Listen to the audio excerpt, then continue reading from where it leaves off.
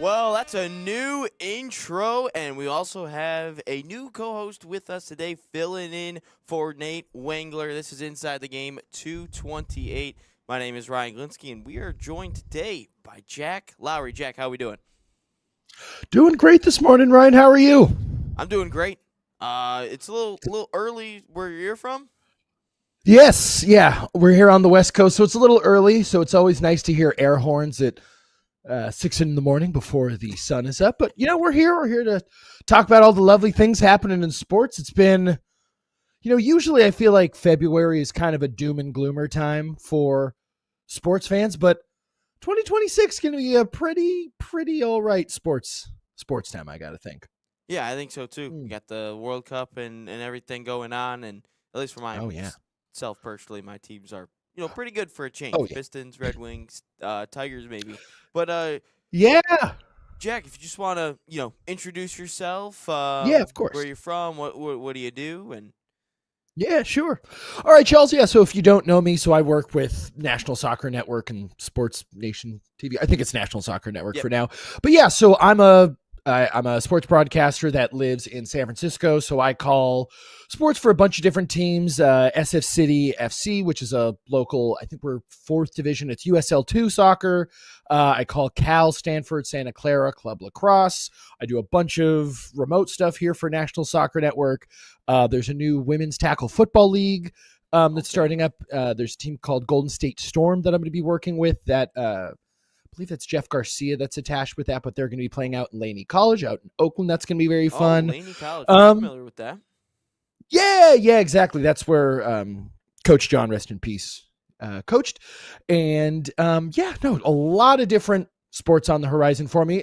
You can kind of see it here, but just worked for the NFL, did a bunch of hosting jobs for the Super Bowl when it was here in town this past week. So yeah, we're staying real busy. We got a bunch of MASL action coming up. So yeah, sports broadcaster through and through over here. That's awesome, and we'll be talking a little bit about your MASL Muskegon Risers Yes. team, and we'll talk about your Super Bowl experience a little bit. But we always like to start Yes. the show off with not a sports. I guess sometimes it's a sports topic, but a fun I open. would think so. A Yeah, fun sure. open. Sometimes it's sports related, sometimes it's not. But basically, you said you're in a band, so my question becomes Yeah. something I always ask a lot of our coaches and guests that come on this show. What's one Uh-huh. concert that you would love to go to? Artist, dead or alive, band, whatever you want to see. But Uh-huh. what's one concert that you would 100% love to experience? Oh, so I will say that it's basically someone that I haven't seen. Oh, I've all you know what? Shout out to y'all, the White Stripes. Ooh, Not Jack okay, White, not whatever, the White Stripes. I've okay, thought about this a lot because we were talking about this off air. My favorite band is Queens of the Stone Age. I've spent time in Michigan because of my Queens of the Stone Age fandom with my friends that I've met on forums in like 2008. hmm Um, yeah, by far the White Stripes because by the time that they had broken up, they broke up when I was in high school. And so I, you know, pretty much just missed that window to see them. Um, so yeah, I would say them because Jack White by himself is kind of I don't want to say a nut, but he's just a little too kind of up his own butt sometimes. okay. You're making a couple people in Yeah. Detroit a little upset. They love some Jack White. What Jack White does for music, I respect. It's like Dave Grohl for me, where it's like, do I like the Foo Fighters? Absolutely not. But I respect the fact that the Foo Fighters have basically kept rock and roll in relevancy over the past 20 years, while no other bands have been really able to kind of break out of that. That's why, like, there's that band Geese. Like, they're the first band where I'm like, I don't understand this at all, at all. I sat down to watch the SNL performance, didn't get it, but just appreciate that there are teenagers who want to make bands because of this band. It's like Yep, I gotcha. Okay. I appreciate that, but I just nothing makes me feel older than trying to appreciate Geese. Uh, all right. Some of those bands I didn't even hear of a little bit before you started saying that. So I'll Yeah. have to up my my rock and roll game. I only really got to know kind of that alternative rock or whatever it was when I started doing pool renovations, because that's all my boss listened to. So that's how I got into stuff. And my dad listened to Yeah. that stuff a lot too. So I'll have to definitely up Mm. my game. But moving on to our first sports topic of the day. Yes. We've talked about it on the show a couple of times. It hasn't been in a while. What is, Mhm. everyone's kind of U.S. men's national team World Cup expectations or predictions? I guess we could Yeah. change it to expectations. Jack bringing in with his koozie for his caffeine this morning. But Yes. basically, Jack, what are your World Cup expectations for this U.S. men's national team? So the USMNT this year going into this cycle is going to be, it's so interesting because, we built up this World Cup cycle for so long. We're obviously we've had this World Cup. We've known it's been coming to the States forever. And there's been so much expectation for those like me who have been following, this team for over a decade. I'm almost disappointed with the buildup. Obviously, I appreciate that we didn't have to go through qualifying, but what I'm realizing now with our lack of qualifying is it's that qualifying run that gives teams identity. When you look back at last World Cup cycle, there's multiple signature wins or just signature games on the way to the World Cup, So there's a couple of signature games against Mexico. There's obviously the Ethan Horvath, extra time penalty kick winner against them. Yes, yeah. There's the Nations League in there. But then there's also a couple of qualifiers. There's that crazy game down in El Salvador, the Mud Bowl that went 1-1. Where not only are we obviously seeing Pulisic and Weston and all them rip it, but that's those are the games when I fell in love with Brendan Aronson. I have a World Cup kit from last World Cup, and I have Aronson on the back because his run in qualifying was excellent. He was a great spark plug. And obviously it's great that we don't have to qualify just because there's the risk of us not making the tournament. True. But it when you think about it right now, the U.S. starting 11 is not as clear as day as it was maybe 4 years ago when you just knew basically okay, it's going to be Zach in goal. It's going to be Serge on the right. It's going to be Jedi on the left. Everyone had set places, and it's so weird that the U.S. doesn't have a good goalkeeper really. Matt Freese is fine, but it's not, and I'm not here to say Matt Turner was anything good, because I think we've all seen what happened with Matt Turner. But, it's just when I was growing up, it was just okay, we have no good outfield players, but we're a hand-eye coordination nation. That's true. So Tim Howard. we're going to have Timmy Howard. We're going to have Brad Friedel. We're going to have Brad Guzan. And then, I'm not going to call them schmucks because they're all still professional players. But, so that's what, when I was doing my notes, I was writing down the next round of friendlies for the USMNT, which is next month, the 28th and 31st of March. They're playing Belgium and Portugal. And the reason I had those circled is because it's really the only time that we've seen the U.S. play, I don't want to say real teams, because they've played good teams in the past year or so. Obviously, they lost 4-0 to Switzerland. But these are teams that I think the U.S. actually needs to play going into. I'd agree. If they want to. I don't think they can personally, but if they want to try and make a deep run into this tournament, they're going to have to play real teams like Belgium and Portugal, because we saw this last cycle basically in 22 where, I think, about 20 years ago, it was such a big deal. It was such a great thing when we made it to the knockouts. And obviously, when LD, scores against Algeria, it's this big thing of, oh my God, we made it to the quarterfinals. But, it's this thing now of the American soccer fan has evolved so much in the past 20 years, where, a lot of 20 years ago, I think was a lot of U.S. soccer fans are that kind of, when people think of the here we go Galaxy, that kind of that nerdy MLS.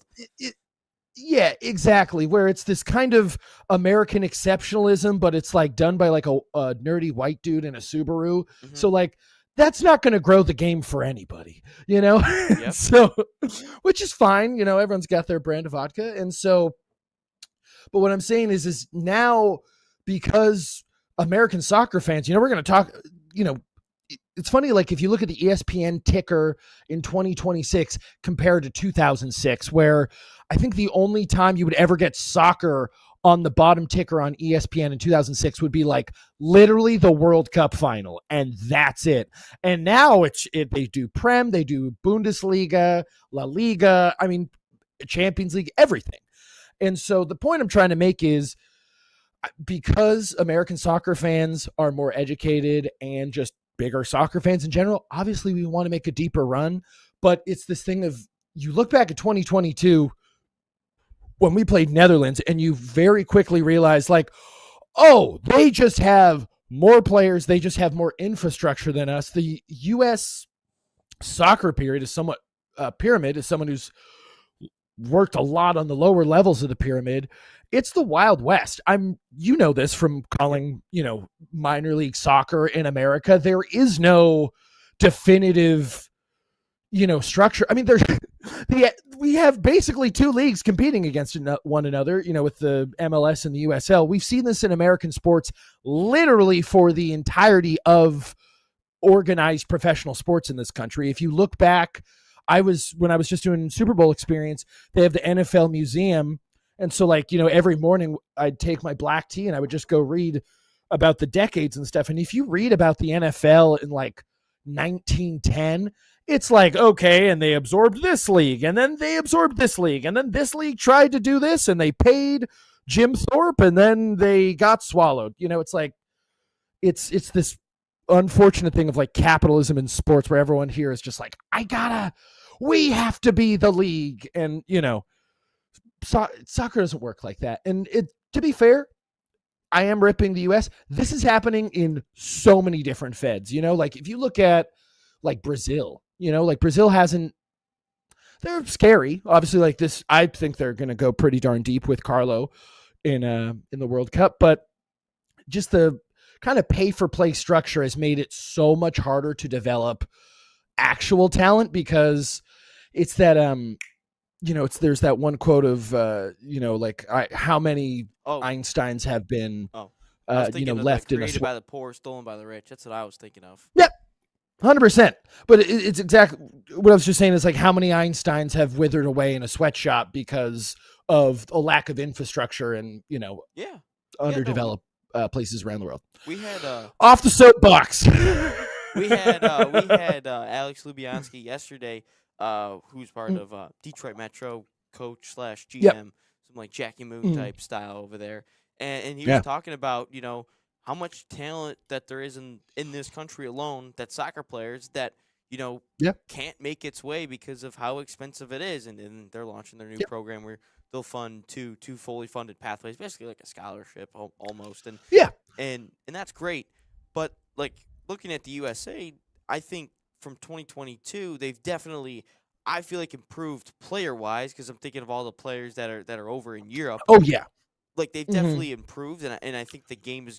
I think everyone is kind of waking up to it, because like you're seeing USL start to, or at least plan to implement a pro rel system. Yeah, pro rel. MLS still isn't going to do that, and I still think at some point in like, I don't know, 20, 25 years, if the USL continues to just take fans away from the MLS, at some point we're going to see what was like the summer football league, like the summer, like when the NFL was there have been so many. Yeah. There was the USFL. There was the USL. There's been obviously the AFL merger. That's what I was thinking of. That's one I'm thinking. Yeah. So basically, that's what I think in a you know, maybe a decade or two or so, and what's going to happen. But when I look at the US, you know, in terms of the World Cup, everything's set up for them to succeed, because if they win the group, they would play in the round of 32 in San Francisco.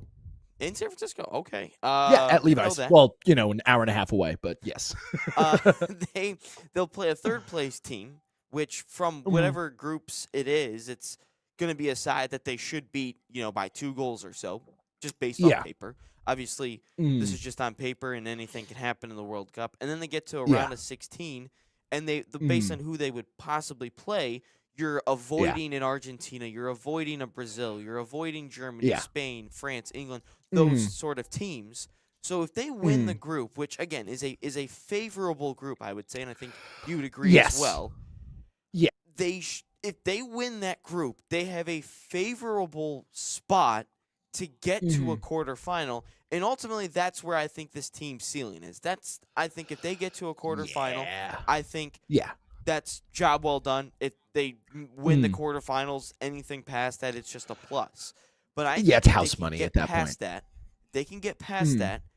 Ultimately, that's what my expectations are, because looking at the group, Australia, Paraguay, and then I think it'll be Turkey out of that group. That's what I believe. I think Yeah, it's Turkey will probably come going to out be of it. Turkey. And I look at Yeah. that, and you know what? I think they can get out of it. I think they can beat an Yeah. Australia. I think they could beat a Paraguay. And I know Mm. Turkey beat us last time, but I think we can beat Turkey. I think we can, and especially World Cup dialed up. I On think our we can day. do it.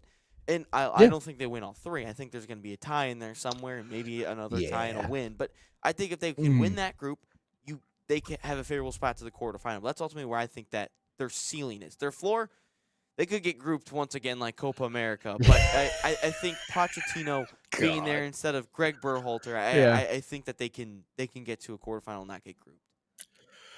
No, I totally agree. Like you said, the quarters I think is that absolute, I don't want to say absolute ceiling, but you're so right. That's when I think reality sets in. It's what I talked about like with the Netherlands last time, where like I was thinking That's like, when the clock oh, strikes going, midnight. yeah, exactly. Because I was hyping myself up so much for that game, because I remember here it was like at 6 a.m. and it's the classic thing Yeah, it of, was early for for like me someone here. like me who's an outlaw all 4 years and not just in World Cup years, where usually my outlaw bar in San Francisco, there's 5 of us there for the games against Paraguay or whatever, and then you go to the round of 16 and there's literally 600 people in the bar, and you're like, I don't want to listen to these idiots and stuff. And so it's like the kind of grand accumulation of everything. Like I remember it was the classic thing of, there's just drunk people who just go there to get drunk and just be like, America and stuff. And like I remember one of them's like, start a chant. And then I start actually doing soccer chants. And they're like, we were hoping for like USA. Did you go full like England chants and where? Oh yeah. Well, so my favorite outlaw chant is basically the Wu-Tang chant, which is "Who brings the noise? Who brings the ruckus? USA ain't nothing to f with." Obviously I'm not going to say that on air. Right. But yeah, and then USA ain't nothing to f with. USA ain't nothing. Yeah, that's my favorite one. Okay. Because it's like we're such like the thing that Americans like. I remember last World Cup when we played England. I was down in my hometown down in LA, and there's a bar in my hometown that used to be owned by George Best back in the 70s and 80s and stuff. And so it has a very big, there's just a lot of expats in my area. There's a lot of expats in LA just because of the sun, basically. And it was so funny because there's this little hub of like 15 expats in the back of the bar, and then the rest is Americans. And, these dudes they're it's full-fledged songs about us, about our president, about the thing, like it's a whole story in the song. And do you know how we respond? USA, USA. And it's we like, gotta step up our chant game. No, that's what I'm saying, is like we have most of the world steals our culture. All right, not steals it, especially since most of our culture is stolen. But anyways, it's this thing of like, Seven Nation Army is an American song. That is our song. You know what I mean? Like one of my favorite things, like I've gone to so many USA Mexico games, and someone growing up in LA, like that's always just a very fun rivalry for me. I know it's very heated for a lot of people. For me, it's always been a very fun, jovial thing. And so like I remember one time going to the Gold Cup final at the Rose Bowl. It was the one that the U.S. lost in extra time off of that crazy had, volley. They won like 4-2. Chicharito scored a really good one. It was 3-2, I believe, because that's the one where Bobby Wood equalizes in like the Oh, okay. 85th. Oh, you're saying that one. Yeah, Okay, yeah. okay. I got you. I got That what was you're at the saying. Rose Bowl where it was 90,000 people, 97,000 Mexico fans, and then like the strip of outlaws that were in the middle. But I remember we're pulling up in my like 98 Honda Civic into the Rose Bowl parking lot, which is the worst parking lot in the world. And um I remember like everyone's just booing us on the way in, and I was like, how do we psychologically get these fans? I was like, what's the best American export? I was like, Star Wars. So I just cranked the Cantina music, and you just start flipping everybody off, and it's exactly your face. People get too confused. They're like, why are you playing this music? And it's just like, it's a nice psych out. You play Cantina music at fans, they don't know what to do. They just start laughing at you. I've never heard a single fan play Star Wars Cantina. It's a great song. It's a great song. But That's what I'm saying, dude, and everyone knows it.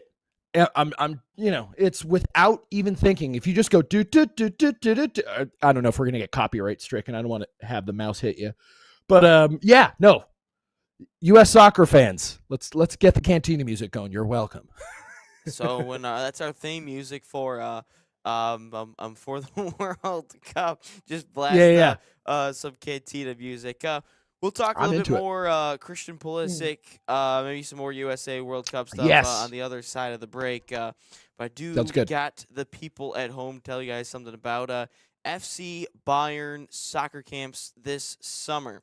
FC Bayern summer camps are a proud sponsor of the National Soccer Network, fostering football excellence across North America. Open to boys and girls of all skill levels, FC Bayern camps deliver elite training inspired by FC Bayern Munich's world-class philosophy. Select your city and start a promising soccer path. And right now, save $30 on registration by using promo code BayernNSN30 or scan the QR code on your screen. Learn more at fcbayernyouth.com.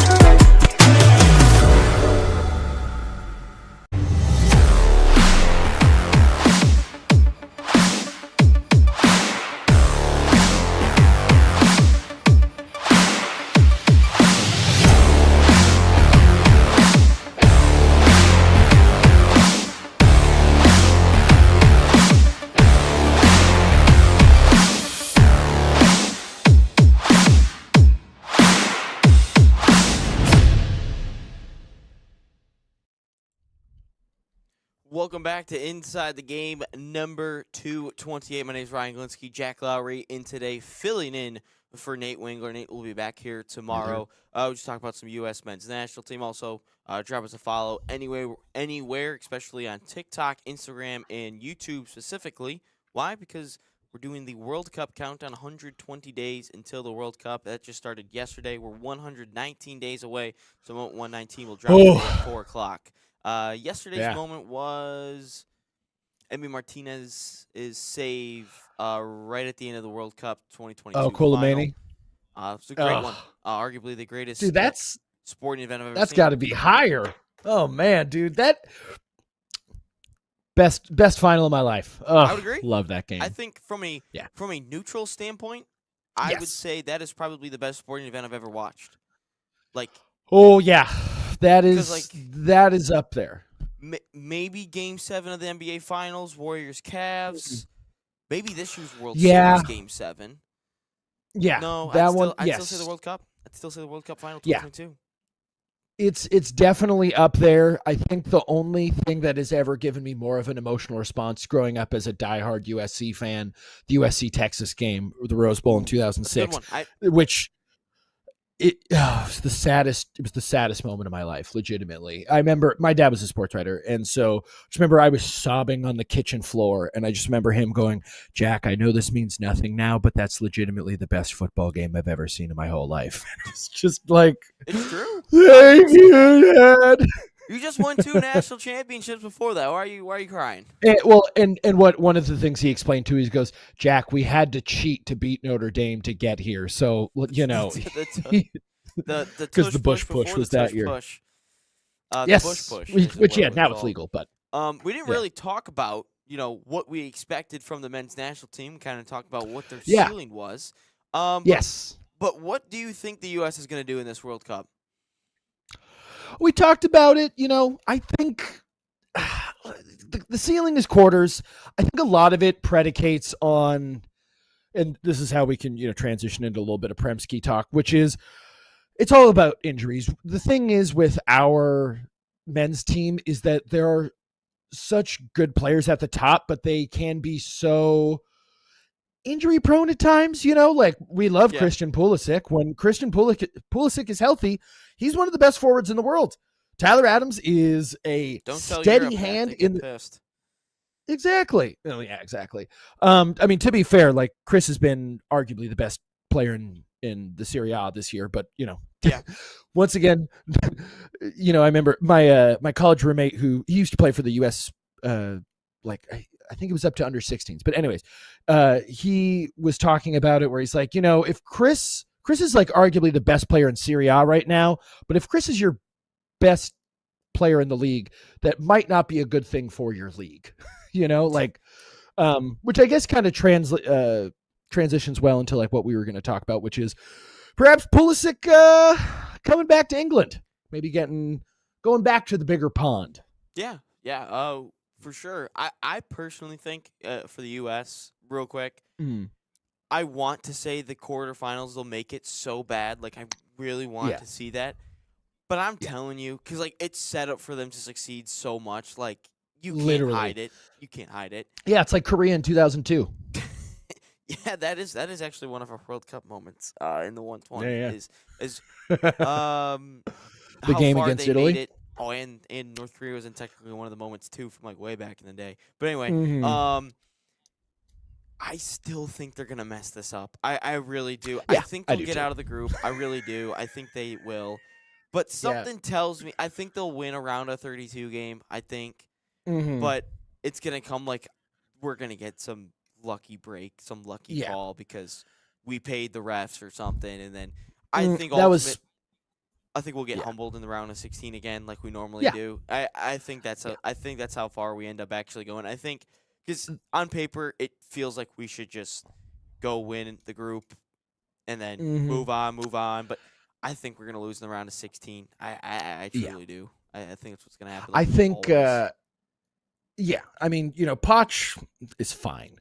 I really don't personally.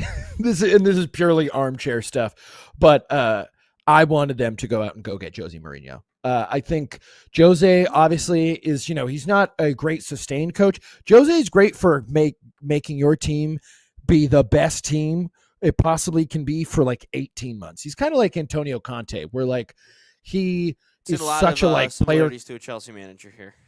Yes, exactly. It's just like, and then like after a while, all the players are like, this dude is insane. And I have a feeling Mourinho would have been that kind of Klinsmann thing where he's going to, bring the Fed back down to reality as well. But yeah, no, kind of like what you said. Only way I really see us making a deep run is if there's some more or less clandestine matters like there was in 2002. But yeah, we won't get on to the integrity of the game. I'm sure it's going to be a very fair tournament for everybody. Like it always is. Like it always is. We all love FIFA. But yeah, no, I think that you bring up a really good point there about Jose Mourinho. I feel like Mourinho is like the perfect manager for a international side. Like I really do because the players aren't there. They don't, interact with. They obviously interact with the manager, from time to time, but you're not in that same setting, that same environment Yes. for an extended period of time. And you're only with that manager for when you're in a camp for a week Couple and a weeks. half, 2 weeks. But then obviously with the tournament, you're there for a month. And I feel like Mourinho is the perfect manager for that. So that's a really good point. I think Jose Mourinho would make a really good manager for the U.S. men's national team. And would he be better than Poch? I don't think.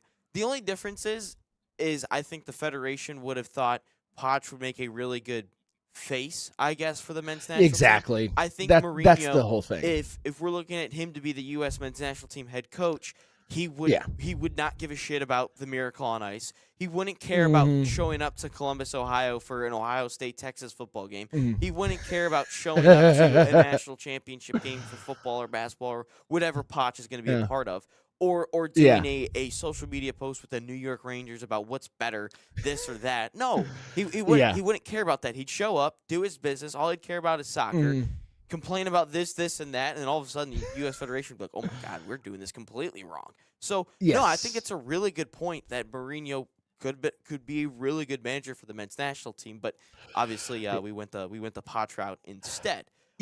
But I was just going to say, he's also vocalized many times that the only international job he wants is the Portugal job, which he won't get until Cristiano is gone because of their obvious history and stuff. But moving on. Makes sense. But I wouldn't mind Mourinho here personally. Yeah.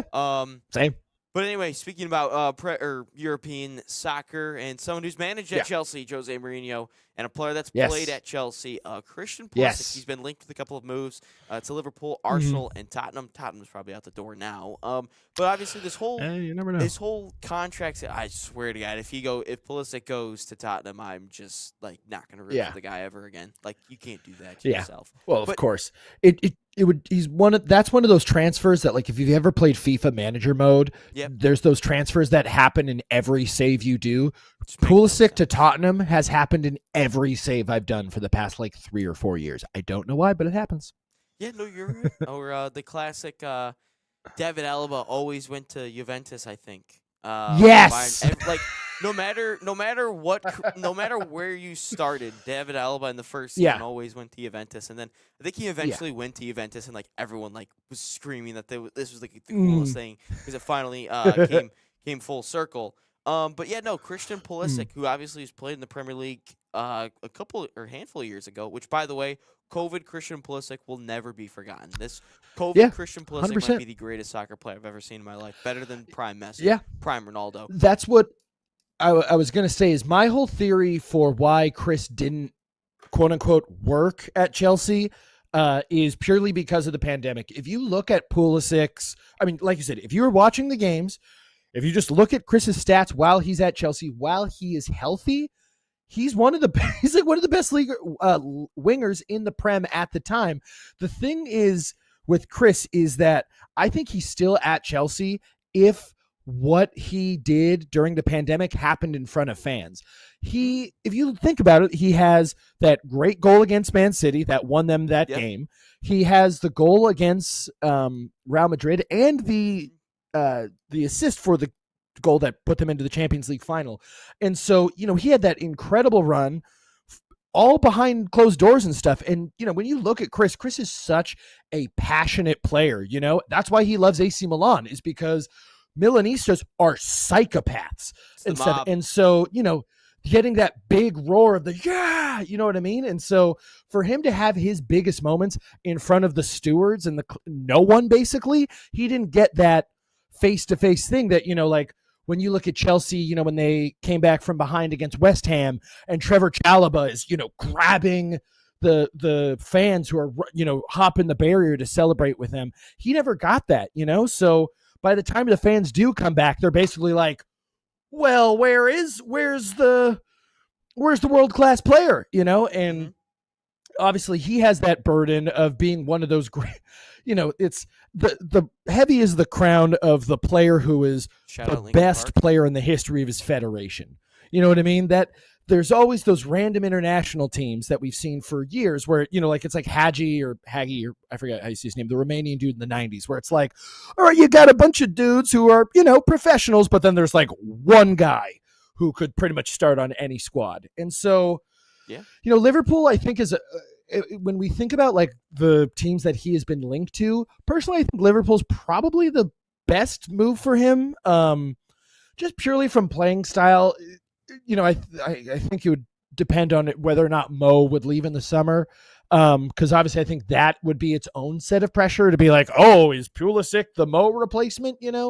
The thing that I think would work the most with Liverpool is Liverpool over the past few years, obviously they've struggled while they're in sixth place, like 2 points out of Champions League. But it's their ability to plug and play players. Wirtz has been a little hard just because it's so hard to transition from Bundesliga to Premier League. We've seen this now pretty much with every player except, exactly. Pretty much everyone except for Erling Haaland, has struggled coming from the Bundesliga to the Prem. And, we all knew. Leroy Sané. That's still my. What's up? Leroy Sané was good. He came over from Schalke. He was really exactly. good. Yes, he was an excellent player. Yes, there are few, but they're few and far between, because for every Sané or Haaland, there's like 3 Timo Werners, and there's Timo shout out Earthquakes. Play out of Fortnite. Yeah, exactly. But it's hard. Oh, go ahead. I think that Pulisic, he gets injured a lot. I feel like the Prem's a little bit too physical for him. I do. And, he gets injured quite a bit, whether that's for the US or whether that's for AC Milan. I don't quite remember his Chelsea injury record, but it was bad. There was a lot of it. There was a lot. He's just like a scrawny player, and there's a lot of scrawny players around the world for sure. And obviously you kind of, trump that a little bit with, his quickness and his speed, and Pulisic's an unbelievable player. But I think that him being at AC Milan is the best spot for him because he's one of the best players in the league. And I know people are like, well, that's not a good thing because that Pulisic's the best player in your league. Well, is Lautaro Martinez really a good, standard for best player in the league? No, I don't think so either. So, like, those two are the best players in the league, and everyone's kind of saying, Serie A has fallen off. Well, when you have Juventus, who had all their scandals and all their whatever allegations going on, and they were constantly competing for Champions Leagues with Tevez, Pogba. Man, they had a squad back in the day. Chiellini, Bonucci, Arturo Vidal, made the final. Buffon, unbelievable squad. And then AC Milan and Inter Milan's back in the day as well. But I think Pulisic should ultimately stay, and I know his whole contract. What's kind of been the roadblock is he said back in the fall is he wants the guarantee of playing in Champions League. Well, the only team out of those 3 that's really going to be guaranteed Champions League at this moment in time and probably Arsenal. at the end of the season is Arsenal. And I'm looking at Arsenal, I'm like, they have to sell a winger or two. You sell a Jesus, you sell a Martinelli. And I think Jesus is ultimately out at the end of the season. Maybe Martinelli, which there should be a study about Martinelli in the Premier League versus a cup game because like he turns into Brazilian Ronaldo in cup games, and then he looks like Marouane Shemak in Premier League games. Makes no sense about how the difference is. And then I don't even think he starts over at Trossard based on what Trossard's doing this season. Like he's unbelievable, and Arteta's kind of like he's very set in his ways type of a manager where. Eze, who I thought was going to play so much this year, doesn't, see the field as much as I would like or thought he would. So I just think Pulisic should ultimately stay at AC Milan. And that's why I think Weston McKennie, if he's given the chance, should stay at Juventus because look what he's doing at Juventus. He's an unbelievable player, arguably one of the best players in Juventus. I agree. The funny thing with Weston is Weston has this more like doom cycle in Juve, which is basically he has to play himself into the squad every time they get a manager. How many times over the past 5 to the entire time he's been at Juventus, it's basically been like the new manager's like, find a new club. And then he scores some crazy header in the Champions League. And then Yeah, exactly. And then he's back in the squad immediately. And so, yeah, I mean, Champions League minutes are hard to come by, especially if you are, if you're someone like Weston who could play in the Premier League, or you can just play for Juventus, who's a big club. Once again, too, we have to remind ourselves these are young dudes.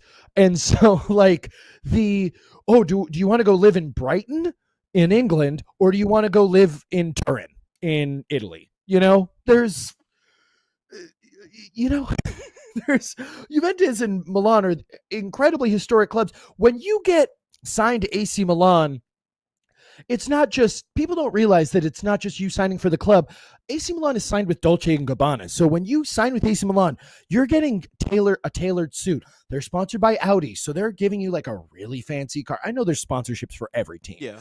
But I'm just saying, for Milan is one of the, like, let's not forget, AC Milan has 7 Champions Leagues, and it's an historic club. Exactly. And so, in an incredible city with that's fashion forward, and it's a cool city to live in. Guy. Exactly. He's a cool looking dude. And so I can totally understand where, if you're 27 or whatever, why you would want to live there, as opposed to going from Milan to Liverpool, just from a lifestyle standpoint. So it's a little different, but I can understand if you're Pulisic that you want to have regular Champions League, you want to have steady trophies. Of course, though, AC Milan has lost once this year. They're 14-8-1. They're barely behind Inter in Serie A. So, like you said, it's not like, oh, Milan is the struggling Milan that they were over the past 10 years. Milan has opened up the checkbook more than they have. Milan is the most notorious team for just being cheapskates and stuff, where, like, AC Milan and Chelsea have done a lot of dealings with each other over the past decade or so, and every time it's just like, we'll give you $3 million for Tammy Abraham, and then, like, I'm not kidding. What I found, what Milan will do, and I've learned this just from my buddy over the years, with Milan will be like, all right, we're not paying 20 for Tammy, we're gonna pay 10, and then they're like, okay, we'll do 10. Then they're like, okay, we're going to do a payment plan. And so then they're going to do like $2 million for 5 years. And then after 1 year, they're like, we're not going to pay you the $10 million. All right. You got 2, how's 5? And that seems to be the Milan. Those money moves go down. I remember Juan Cuadrado is another player that was constantly bouncing back and forth with Chelsea, and then Juventus, and he was all over the place. Sometimes I felt like Jose just bought him to buy him because, like, why not? Well, that is such an interesting Chelsea squad, that about 2014, 2015 squad, because you look at that. Basically, there's Diego Costa, there's Cesc Fabregas, there's Eden Hazard, there's Willian. On the bench is Mo Salah, Kevin De Bruyne, and Juan Cuadrado. There's a great interview. John Obi Mikel had Jose on his podcast probably about a year ago. If y'all haven't listened to the Jose Mourinho, John Obi Mikel podcast, listen to it. It's freaking hilarious. But he talks about that, where he's like, because, everyone always is like, oh, and people are like, oh my God, you guys sold Salah and De Bruyne. It's like, we won the league that year. Like, definitively, and made it to this, like, barely lost to Atletico Madrid in the semifinals. But it's like, oh yeah, you know why we sold Mo Salah? It's because Eden Hazard and Willian were ahead of him, and they're unbelievable, just fine. Yeah, and like the best Mourinho quote is, he goes, first game of season, I sub on Kevin De Bruyne in 60th minute for Frank Lampard. After the game, Kevin De Bruyne look at me and says, I want to leave. What do you want me to do? Because it makes sense, where it's like Kevin De Bruyne at that. Thank you.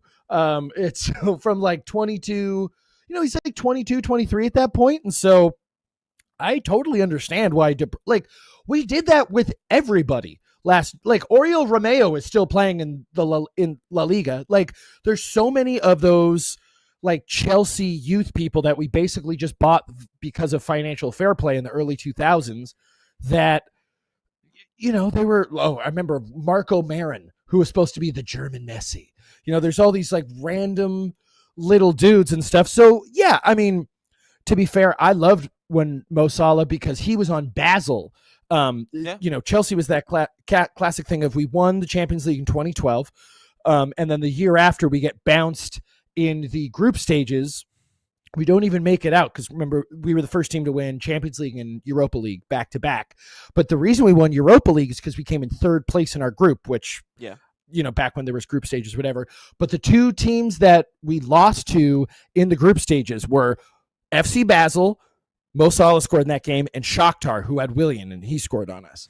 And so that was a very fun time. But, we're just buying all these young players and stuff where it's like, oh, Eden Hazard, for like 40 or 50 million. People don't realize too in that window that Chelsea has that sneaky, they buy Cesar Azpilicueta for 8 million for Marseille. And, to get your club captain for 8 million and, for what, 2 Prems and a Champions League and a bunch of other trophies. It's not too bad. I'm just kind of going on my Chelsea youth thing, but, fine.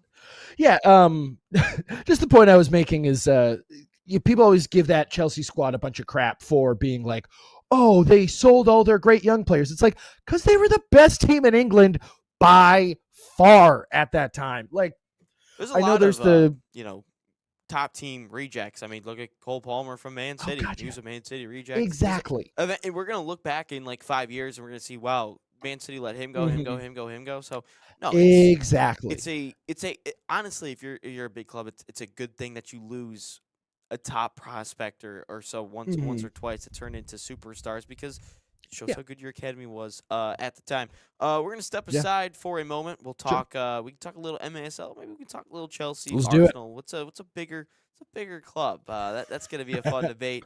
But again, we're talking about soccer camps here this summer, and here's another one. FC Barcelona. Barca Academy is a proud sponsor of the National Soccer Network and the official academy of FC Barcelona in the United States.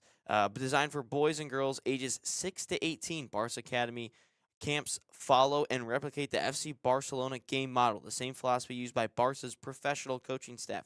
Right now, you can save $30 on registration by using promo code FCB30 or scan the QR code on your screen. Find a camp near you at fcbarcelona.us/camps.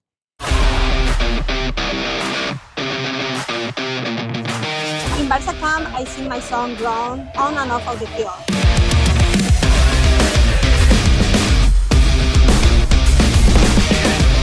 Don't miss the time to register. Sign up now for Barca camp.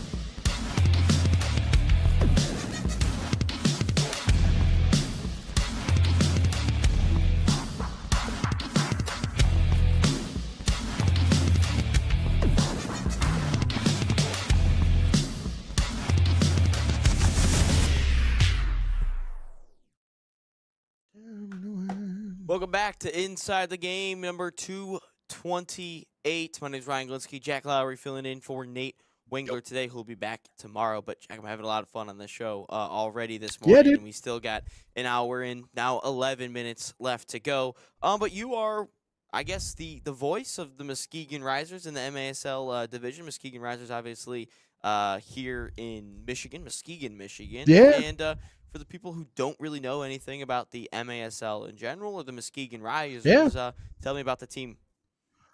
Yeah, so for those who don't know, the MASL, as you see the highlights there, is the Major Arena Soccer League, which is the MASL is, like I said, it's for, I think, smaller markets, and I think it's a really great family product. We see this here as the Risers are a really good team. They've played about 3 games so far. They played against Kalamazoo United. They also played against Detroit Waza Flow, I think is the name of the other team. Super fun. Super fun. There's always going to be the, honestly, I think valid thing for the short attention span of American sports fans or whatever. Where they're like, well, soccer is low scoring, which also I think is kind of a cop out at times. But I mean, as you can see there, this is, it's a 4-quarter game. This is the second quarter. It's already 4-1. Number one, Muskegon's been kicking people's ass.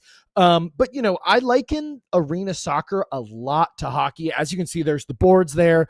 So it's pretty up and down. I think it's pretty much just 5-a-side at this point. So it's a very, very fun product. Obviously, this is speaking of Pulisic, Mark Pulisic, his dad was I don't think it was MASL, but he played arena soccer in the 80s and stuff. So this is, a pretty American soccer product. We've had professional arena soccer here in the US for quite some time, and it's been an increasingly growing sport. Muskegon has a very fun product. They have 3 brothers playing on the same team. You can see here, I love that you can bounce off the boards and stuff. It just brings a different layer to the game, just because soccer can be a little bit more of I don't want to say a thinking man's sport, but it's just a little bit more patience, and this, satisfies the ADHD and I think all of our modern 2025 brains.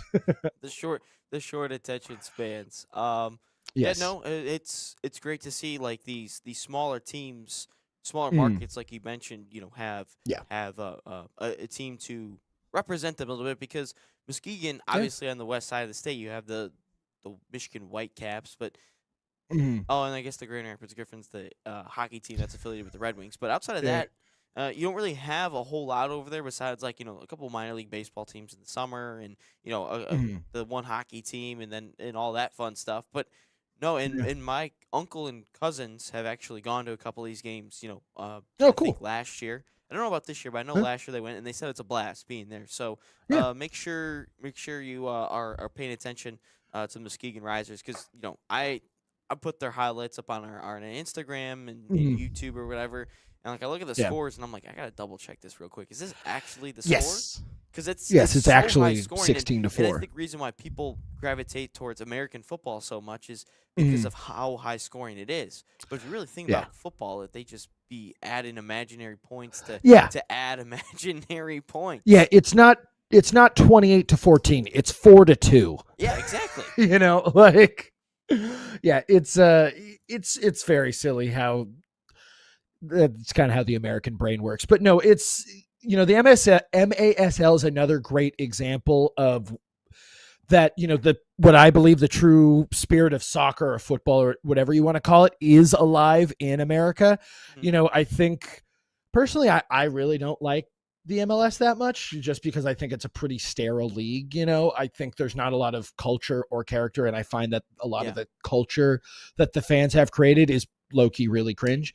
And so you get a lot more of the authentic world experience for soccer in the USL and the MASL. If you watch a Risers game, whether it's the men or the women's side, they have a dedicated fan section. There's dudes good with drums, there's opportunity to dudes take with that shot. Oops, kept the volume up on that. Oh, now there it's we flipped go. up off the wall. clipped up off the wall. But yeah, their women's team is also really good too. But yeah, no, like I said, it's if you want that, if you wondered ever like, oh, why don't we have the authentic fan experience in America that you see with European sides? They're there. It's just going to be in these lower division teams, and the Risers are a perfect example of that. Because at the end of the day, I think people just want to be proud of who or where they're from, because most people are proud of where they're from, And so like with SF City, the soccer team that I call out here in San Francisco, our jersey sales went through the roof when our main kit sponsor became Muni, the local our bus system, basically. Okay. And so we paired up with them, and then that creates this whole civic pride, because there is civic pride in San Francisco for taking the bus.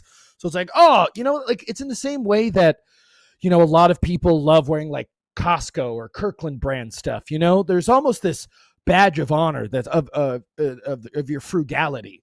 You know what I mean? Of like, no, I celebrate my Costco. I'm not hiding that I'm frugal. I love the fact that I spent I love only Costco. $15 I like a on good my deal. Kirkland jeans. I like a good deal. Yeah, Especially who on doesn't stuff. love a good deal? But you know, Exactly. I think you're right because here in Michigan we don't have an MLS side. We of course have the Lions, Red Wings, Tigers, and Pistons. Mhm. But our soccer Yeah. team here in Detroit, well, I guess there's a couple: the Detroit Metro, Detroit Mhm. United, and Detroit City FC. Wasn't. Obviously, is the biggest Yeah. one in the USL Championship. Mm. But a Mm. couple of years ago, I went to my first game, and it was. I would say every seat was filled, and then I went to Mhm. another one, and again that was an Open Cup game, so it's a little bit different. And at Yeah. that time, people in the stands were like, "Dude, this is like playoff sports in Detroit. We don't have this." And at the time, Yeah. we didn't until 2 years later. The Lions are making a run. Now the Tigers and the Pistons, and the Red Wings are all doing the same. Yeah. So at that moment in time, everyone's like, "Dude, playoff sports in Detroit, sign me up." Yeah. And then anyway, and then we get to I go to another like regular USL championship game, and it's like there's nobody there really. It's like half full, and then all of a sudden I start looking. Last year I started watching some games, and it's all full, and it's just a regular season USL championship game. And Yeah. now they're buying a new stadium and creating that. So yeah, 100%. I think the smaller communities are so great. I do want to Yeah. fit this in before we get into Yeah. the 10 a.m. a little bit into our second hour here of Sure. who's the bigger club, Arsenal, Oh yeah. Chelsea. And I think it's a really Yeah. good debate because I've seen it all over the place. And obviously, everyone knows I'm an Arsenal fan, and you're a Chelsea fan. And I think, look, if Carefree. you look over the history of everything. I know you guys have dominated the last 20 years or so in terms of trophies and everything. Yeah. And Arsenal seems like this could be the year they finally get a trophy. I really hope. But Yeah. I would say you got to look at the whole history, not the recency bias. Yes, Chelsea's a very big club. Man City's a big Mhm. club. But if I'm looking at the overall Mhm. history, I think Arsenal's a bigger club than Chelsea because you can't just Yeah. have the one trophy in the 50s or whatever it was, and all of a sudden Mhm. not do anything for 50 years, and then Abramovich shows up, and then boom, they start winning all these different trophies, which, again, Jose Mourinho has some unbelievable sides. The team that I think gave up like 13 or 14 goals in a season. And then the Eden Hazard teams. I mean, those were some of like the best soccer I've seen with Eden Hazard. But I ultimately think in the course of history, Arsenal's a bigger club than Chelsea. No, I totally agree. I mean, it's if you want to just talk about like global brand, I mean, like when you think of just when the first thing when I think of it, the Barclays Premier League, I'm thinking of, or specifically Barclays, I'm thinking of Thierry Henry in the burgundy kit the 02. with the gold O2. Doing a knee slide, of course. Arsenal is the more iconic of the teams, and so also to volley, we won a couple FA Cups in the 70s, and under Ken Burns in the 90s, we were already making Champions League, so that we made ourselves desirable enough for Roman to buy the team. Anyways, but so because there seems like players like Gianluca Vialli, Jean-Franco Zola, we won a couple of cups. Obviously, I'm not here to dispute because obviously Arsenal during that time is actually winning Premier Leagues. I've done it in a while. Yeah, that's always the funny thing about Arsenal is that the mighty Arsenal for me is kind of, no offense, they always remind me of like the Jets, where it's like, are they a giant team that generates money? That bad. Yes. Well, but yes, but it's like I would say they're more like the Bills. Like, obviously they've won stuff compared to the Bills, but like in recent memories, like since we've been coming second, like we just be finishing in second all the time, and Josh Allen is always like the bridesmaid to a Patrick Mahomes or a Joe Burrow, and somehow this year Bo Nix. It's like.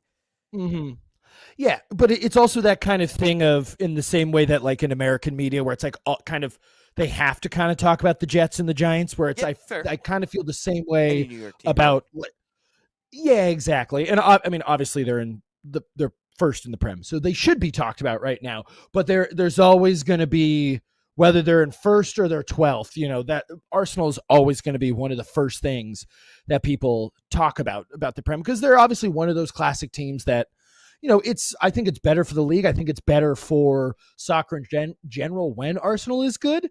It's this thing where I can say all this with a very wry smile because in, the past 10 years, I've seen my team win like 30 trophy, not 30, but 2 Champions League, 2 Europa Leagues, a Conference League. I could literally keep going on. Yeah. It's whatever.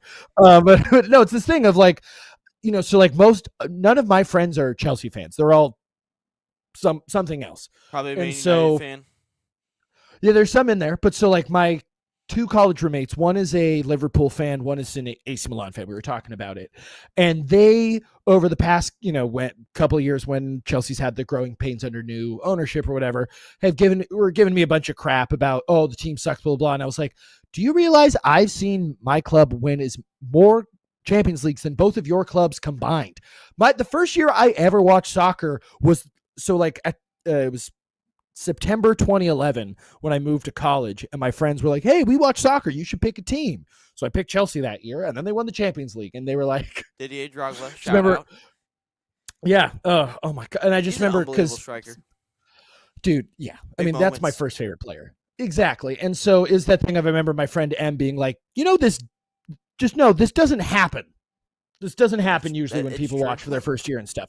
And so it's that kind of thing where it's like, dude, I have seen not only have I seen my team win big trophies and big games, but it's like, God, that 2012 run after that, for me, it's house money. Like, we beat the best team I've ever seen in my life with Barcelona in Barcelona.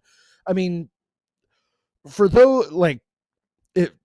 nothing was more terrifying. Nothing made your butt clench harder than that attack, dude. Oh my God. It's just, I still can't believe we won that game. And then obviously that Bayern team wins the Champions League. Then they win the Champions League immediately the next year, and then they destroy Brazil the year after that in the world. Like that Bayern team is basically the World Cup team from 2 years later. Minus Ozil and Miroslav Klose. I mean, yeah, exactly. Exactly. So Mario Gomez. No, it's it's one of those things where, yes, is Chelsea maybe not a bigger club, but I don't care. It shouldn't matter. Like these debates, obviously. They fuel this whole thing. What I always say is the 2 constants what everyone always says is the 2 constants at Chelsea: chaos and trophies. Those are the 2. Yes. Because you think obviously you guys had the Champions League run and that you won with Kai Havertz in 2021, which honestly I was rooting for Tommy Tuchel. Chelsea to win that one instead of Man City. Screw Man City. It's on the principle at that point. Exactly. But even since 2021, ever since that Champions League, you had the whole Abramovich thing and Putin thing, and he's got to sell the club. And the second half of the 2021 or 2022 season, you have no fans because they're not allowing anyone other than season ticket holders into the stadium because of everything. And then you can't, dude. Antonio Rudiger is so underrated. I feel like he's an underrated love him. And you had to lose because you couldn't re-sign your players for a year because if they were under a year, you couldn't sign them or whatever it was. I forget what it was. And, you lost the your whole entire transfer ban thing. line. It was unbelievable. And then you guys still win. You still win, obviously, a Club World Cup since then. Even when you suck, you still somehow sneak in a trophy and a Conference League. Too. Which people can joke on that competition because obviously we didn't really play anyone until the semifinals, but we still beat Real Betis in the finals, which, you can give crap once again about the size of the cup or whatever, but winning a final is hard, final. And that team had Antony. It's not like Real Betis was ready to just lay down and be like, Antony, oh, okay, you're just sucked. a beer. Exactly. Well, I mean, Antony, it's that classic thing of when, it's a United reject goes somewhere else. That's when they ball. He was balling for Betis. But he left United, so he becomes good. Yeah, I know what you're saying. Exactly. So, I mean, that's still a hard game to win. Obviously, I'm not here trying to justify Chelsea's was great last year because it's been a rough few years for sure. I mean, even just watching the game yesterday, my fiance she works close by, so she'll come home and take a nap for work sometimes, and she was just like, why? She comes out after a break yesterday and she goes, why? What was that banging? And it's like Cole Palmer missed a sitter from about 6 inches. God, that sitter was horrible. How did you not just put that in the back of the net? You're right. It's unbelievable. Also, I got a question here. Obviously, you're a what's Chelsea up? fan. Yeah. Like 2 months ago, we played each other at Stamford Bridge, 1-1 draw, Mm. and you guys were you guys were around us in the table. I guess like within a game or two, 2 games, 6 points, something like that. Then like, you have a bad run of form, then you just fire Maresca or mutually part ways. Like, Yeah. You guys were in a title race like 3 weeks before, and then like you're just gone. Yeah. Like, why Chaos is it and so trophies. chaotic there? So, well, obviously, I think when you had Abramovich, who's literally like a war criminal, I don't really. There's no way to apply logic to a person who thinks illogical. Learn that in therapy. That one's for free, friends. But so, obviously he was just like a crazy Russian man who basically was like, if you don't win, I'm going to, because I remember Mikhail would talk about it. He goes, when you saw his chopper land, you knew the coach was getting fired. Like when he would show up to the training in his chopper. But so, I mean, with Maresca, from everything I had heard, it was pretty much all behind the scenes. Because when you look back at his last year, Maresca was one of those dudes who, I'm sure have just talked to enough coaches, in preparation, calling games and stuff. Sometimes you get a great coach who is going to be really, really talkative to you and really giving with his information. And then other times, you call a coach and you're like, so what's your strategy? And he just goes, I'm not telling you. And then just stops talking. You're kind of like, okay, great. There's a lot of these guys don't realize that like working with the press will help you in the long run. It's weird. It's one of those things. It's like this thing of like when Barry Bonds is like, I don't know why the writers won't vote me in. It's like, maybe because you were a jerk to them for like 20 years. They kind of so like, they're kind of in charge of the awards. Yeah, it literally. And yeah, exactly. And so, yeah, it's kind of the like, oh, the leopard ate my face kind of thing where it's like, well, what did you expect? And so that's what you would see that with Maresca, where he would explain something in the press conference. Then like afterwards, he'd look at the reporter and goes, did you see that? No, only I saw that. Like he was kind of like, you are the plebeians. I am the smart one. And I get it too, because I'm not sitting here and saying that I agree with the Blue Co and a lot of what they do. And so like, that's why, like, we talked about it earlier with Josie with the USMNT. Obviously, I would love Jose back for a third stint with Chelsea for that exact thing, where it's those hard conversations with, like, I don't know if you know this, but the guy who owns the Kings, Vivek, is a minority owner for Chelsea. Okay. And stuff. And that. Vivek is an idiot. He is just broadly gesticulating at the Kings. Like, they're so dumb. I don't know if you know this, but Vivek literally, when he bought the Kings, asked his coaches why they don't do cherry picking like they do in his daughter's 8th grade basketball game. Like, he's just that. It's, exactly. These owners sometimes are just like, well, why don't we do this? And it's just like, they just want to keep the trying professionals are, find the perfect exactly. formula, I guess. And before we go to break right now, I do agree with you. I was a PA announcer for women's volleyball at Central Michigan, and I was always in charge of trying to get the lineups because they never wrote in the lineups, and exactly. I'd go up to the opposing coach, and they would give them to me like 10 minutes beforehand so I can write it down, make sure I'm not wrong. And CMU, I'd go up to the coach and like, you have 5 minutes before like they have to be in no matter what. Yeah. And I'd go up 10 minutes beforehand, like, hey coach, you have your lineup, and he's like, no, I'm still thinking about it.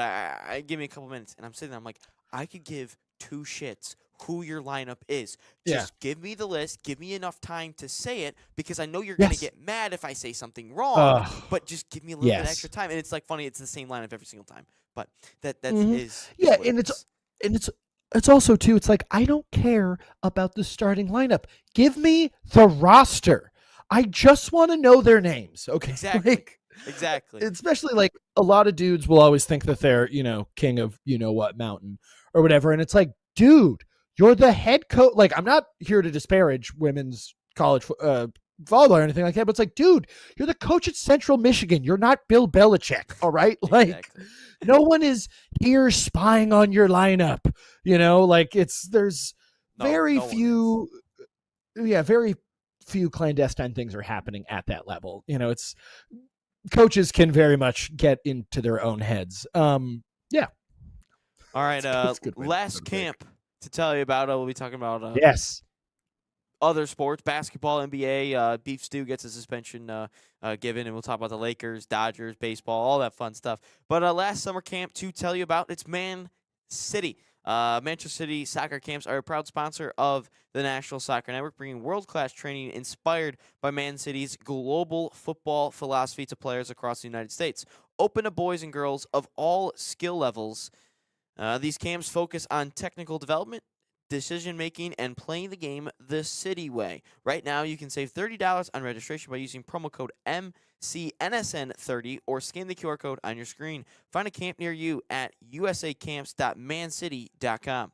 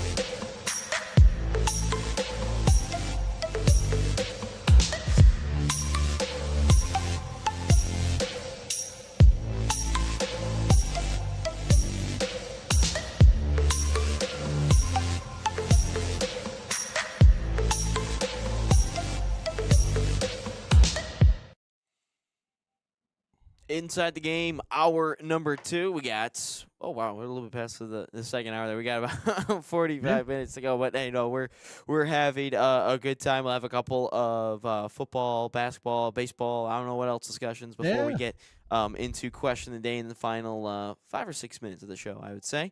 But Cool. Jack, you said you were a part of Super Bowl weekend.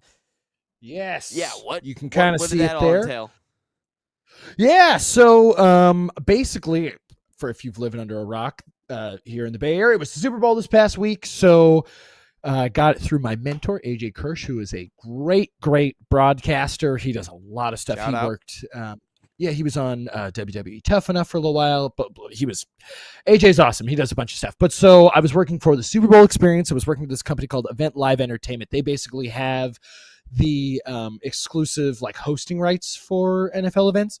And so, yeah, it was at the Moscone Center. It's like the big convention. I don't know if you've ever been to like the Super Bowl experiences, they call it. There's usually a fan fest. I was when I was like that is 5 years old in Detroit, but outside of that, I can't tell you.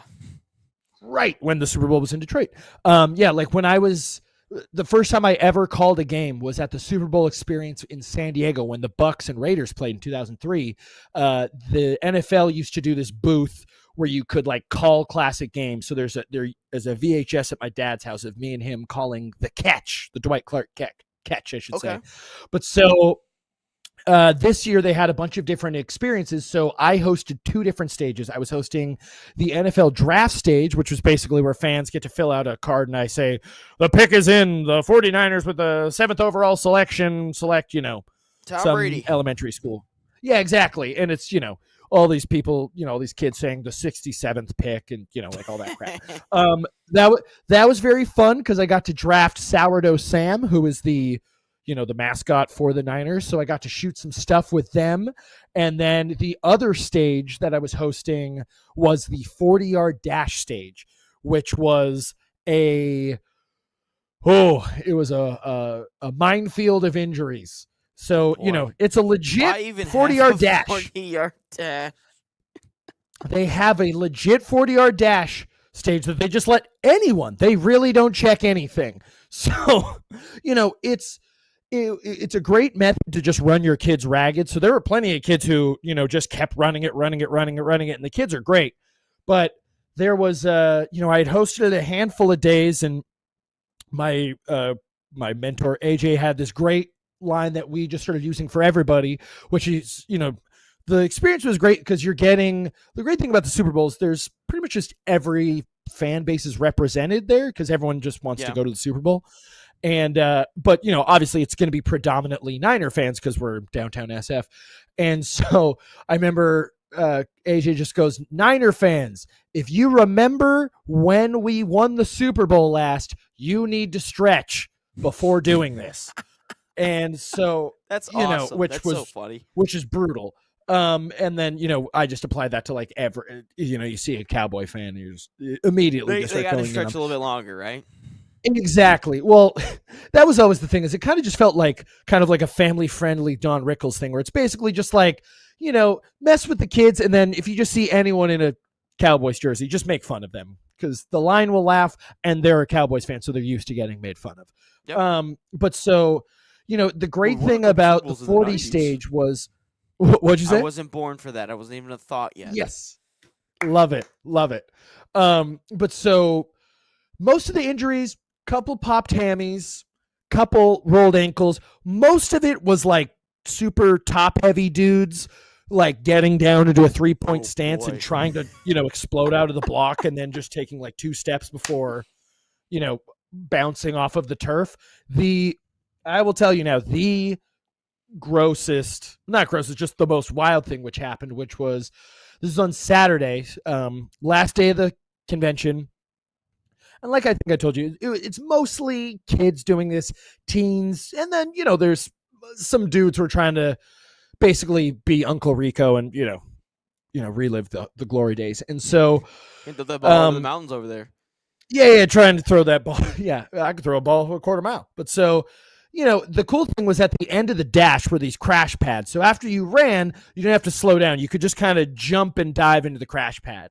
But so this one guy goes, and we had 2 announcers, one at the start, one at the end. So I was at the end, to see, who won. And so the race is over. This guy's like in 3rd or 4th, but he's running and he's like full sprint. And as he gets to the finish line, he trips and he doesn't like land into the crash pads. He kind of like slams into them diagonally. And when he does, he kind of falls like the way that Peter does in Family Guy, where it's like, it's like arm behind the back, leg out. And it's one of those. Sounds disgusting. And it's one of those things where like but it kind of was a cartoony fall. So like I'm about to like go onto my mic going like, hey dude, you fell like Peter Griffin. But right as I'm about to say that, he flips over and he just goes, someone call my wife. And he legitimately does that. And then it's that thing that I don't know if for those who've played enough sports, I don't know if you've ever been around someone who like blows their knee out, pops their Achilles or whatever. There's no limping or moving. They just sit there. So he just sat there like knees up, like for like 20 minutes. So we just had to stall for 20 minutes until the stretcher came. There was a reason they literally put the medical tent next to the 40-yard dash because they knew the stuff was going to happen. So makes sense. They just stretcher. So he's just sitting there and you can see he's like terrified because he knows something's wrong. And they stretcher him off of the 40-yard dash stage. And as he's getting stretchered off, he was literally like going to people. It's like, I can't go to the game now tomorrow. Does anyone want my tickets? And he starts like yelling prices out. He was literally trying to sell his tickets while he was getting loaded into the ambulance. It makes total sense, but it's one of the saddest things I've ever seen, which is, that's unbelievable, man. Because obviously, he has a year of rehab ahead of him because that dude was easily in his 40s. And so it's like, you're going to feel it when it's raining now, it was one of those. Yeah. super fun experience for me, not for that guy. But I yeah, would no, the imagine. experience itself was great. Not an ad. I got a bunch of free. I hate the word swag, but I got a bunch of free swag from that company, 47. They have the most comfy stuff. I swear. Since I left, I'm only wearing the sweatshirt. I have this like light long sleeve, like like the NBA like long sleeve warm ups. It's kind of Yeah. like that texture. Cannot say enough about the that stuff.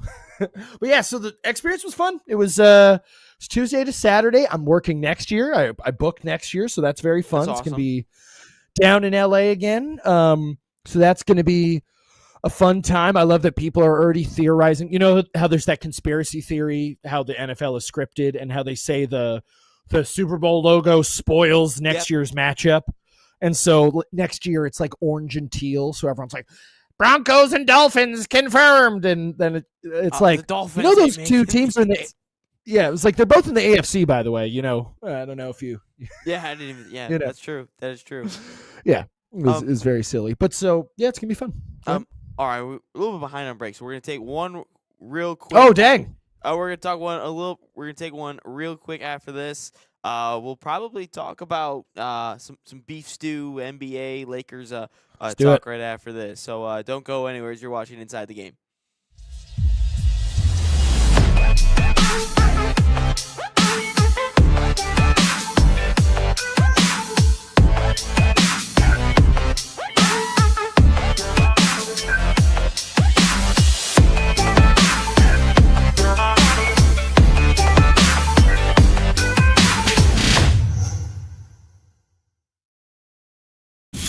Experience the thrill of the game like never before with NSN's Game Rewind. Dive into full match commentaries enhanced with cutting-edge dynamic graphics, letting you relive the highs and lows of your favorite matches in astonishing detail. Whether it's a championship win or a legendary play, NSN Game Rewind bridges the past and future with a broadcast experience designed to captivate. Call 586-304-4405 and start watching today.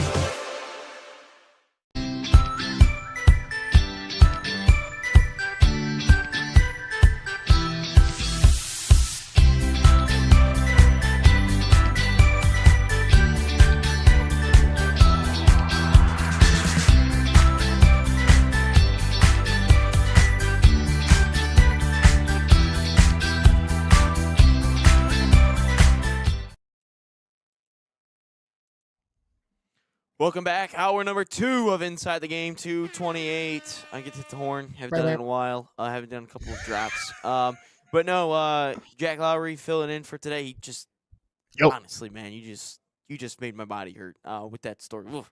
The way you said Peter Griffin injury, I knew exactly the image that popped in my head. It paints a picture. It's our job to paint pictures. Yes, exactly. Without actually using paint or paint brushes. But so a big story the other day. Obviously, you're a big NBA guy you're a Lakers fan. But the Pistons and Hornets, the bad boys, they seem to be back a little bit. Beef Stew gets his, I think, 6th suspension in 7 years. Yeah. Shout out Beef Stew for that. But yesterday he gets a 7-game suspension. Miles Bridges, Moussa Diabate get 4, and Jalen Duren gets 2.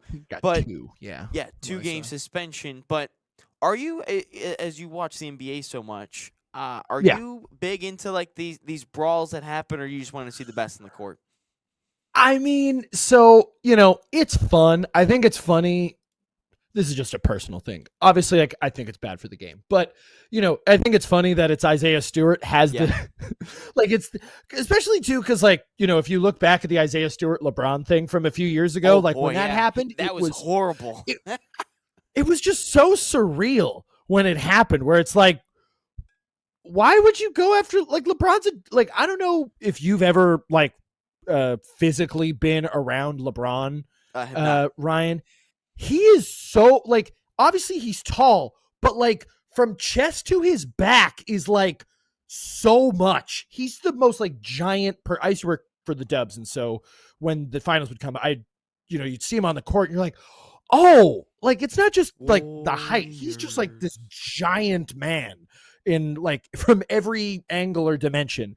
And so I've always appreciated that Stewart, like obviously he's a big dude, but he's almost reminded me of like a Chihuahua or something like that, where it's like he's just always picking a fight, And so it's not even like the Draymond thing where, Draymond can just do like knuckleheaded things where he's just kind of like elbow you in the trachea for no reason. I love it for Stewart where, I think he's going to be one of those guys, I'm sure, as you're a Pistons fan, where it's like when he's on your team, you'll love him. When he's off your team, I think you still love him. He's not even like a Dylan Brooks where it's like even hateable. Like at this point, I just love that he's consistent. It's because it's the same thing as the LeBron fight where you think that that it's over, and then all of a sudden you see him come out of nowhere, and you're like, why? So a lot of Detroit media thinks that he got lucky in the amount of suspension that he got. That he only got 7 games. Because, the NBA has first off, Beef Stew's behind the 8 ball in terms of any fight because of, and the NBA already stated this is his reputation. That's why he got 7 games. Yeah. But they have a zero tolerance policy of, benches clearing brawl and of him jumping in the fight that, wasn't really his. And yesterday, as I was calling the high school hockey game, there was like a fight that's about to break out with like 3 different fights going on. And I was like, oh my God, it's about to be a brawl. And I say it on air, and then it just cuts out right before the feed doesn't cut out, I should say, but everyone just stops. And I'm like, I just prematurely said it's a brawl. And I said on air, I was like, yeah, I was watching the Pistons Hornets live the other day, and I just really wanted to see another brawl. But yeah, no, the commentator. It's like the Pistons have a reputation of just fighting and of just in time. Like that is if you look at the history of the Detroit Pistons, that's their reputation. Shout out Dennis Rodman, shout out Bill Laimbeer, Rick Mahorn, and then Ben Wallace. Then you have Malice at the Palace, obviously. But it's like, yeah, these fights happen, but as a Pistons fan, it's like you expect a massive brawl at some point in. Like I was at the Warriors Pistons game last year because I finally wanted to see Steph Curry play in person because I think he's the best point guard of all time. And all I see is Ron Holland square up with Draymond Green, and I go, "What is happening? Like you're a rookie, dude, and you're squaring up against arguably the biggest crash out in the NBA right now. Like it's Draymond Green. Like why are you trying to square up with this dude?" And then seeing the fight happen, and I see it happen, in real time where Duran and Moussa Diabate get into each other, and I'm just like, well, it was kind of building beforehand anyway. And then they get separated. And the best thing about Pistons fights are, and then even the Red Wings fought a ton too. I worked with Darren McCarty a couple of times, and he's awesome.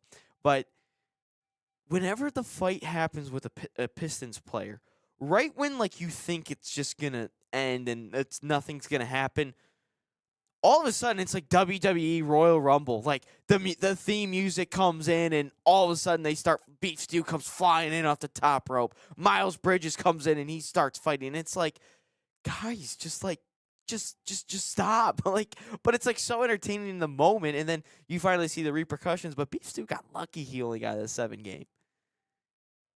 Wrestling name too, but no, you're so right though. Where I mean, because it's funny too, because every headline now is some inflammatory thing. So it's where it's like blank slams blank, whether it's political or sports or whatever.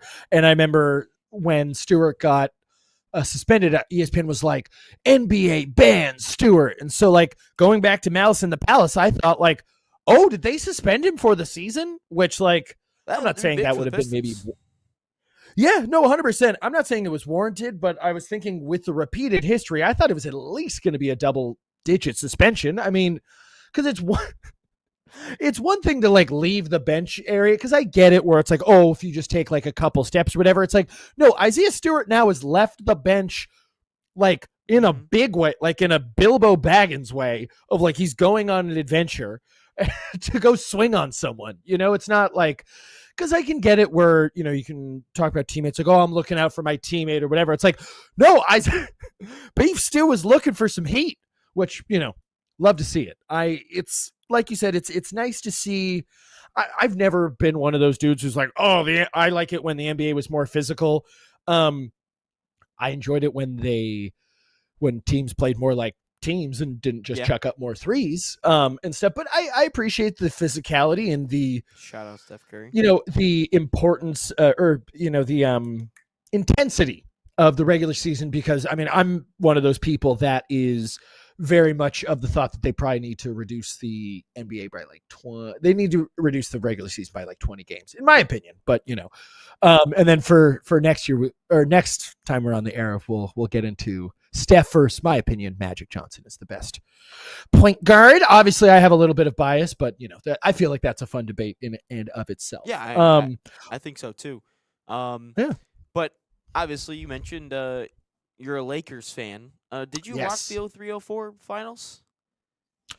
Yes. I fun fact, so I was born in 93, so I went to Kobe's first ever game as a Laker at the the Walter Pyramid in Long Beach, California, because they used to have Summer League out in Long Beach. My dad, I think I mentioned, was a sports writer. He grew up in LA, so he was going to see Jerry West at the Forum, back in the 60s and 70s and stuff. So I didn't really have a choice in being a Laker fan. So yes, I unfortunately did watch the 2003-2004 finals, which the build-up to that year was frustrating because if I'm not mistaken, I think that's 0.4. I always get 03-04 mixed up with 04-05 because there's one year where we lose to the Spurs in the Western Conference Finals, and the other one is when I'm pretty sure you might be talking about 04-05 when we lose to the Pistons in 5. 03-04 because the Pistons lost to the Spurs in 04-05. Oh, okay. So I'm thinking 02-03. Those years are always the ones where I get it mixed up, where it's like the Spurs win a couple, then obviously y'all win that one.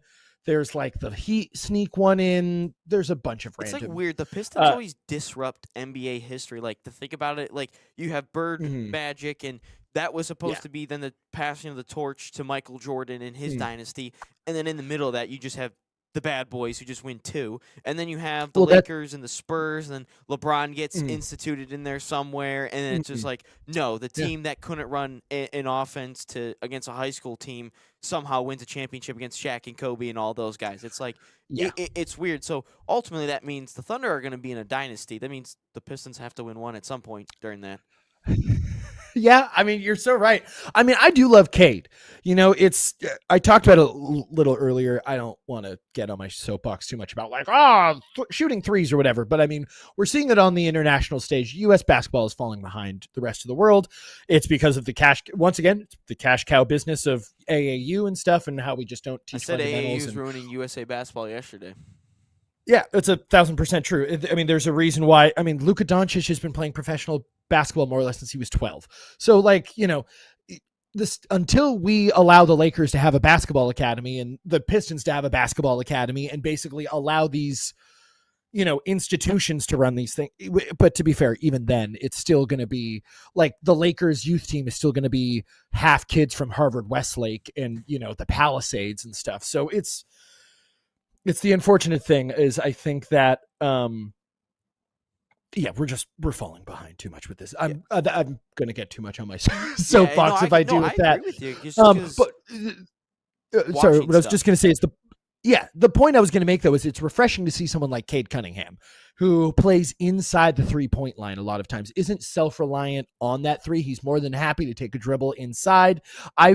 Cade's been probably my favorite league pass player to watch for the past couple years, and the entire time because my dad's one of those dudes where he grew up, he was a Bobby Knight guy. He played basketball. He's one of those dudes who's the nicest guy in the world, but he's a psychopath when he plays basketball. And so when I watch with him, anytime someone chucks up a 3, he just looks at me and goes, I effing hate modern basketball. And which I totally get it.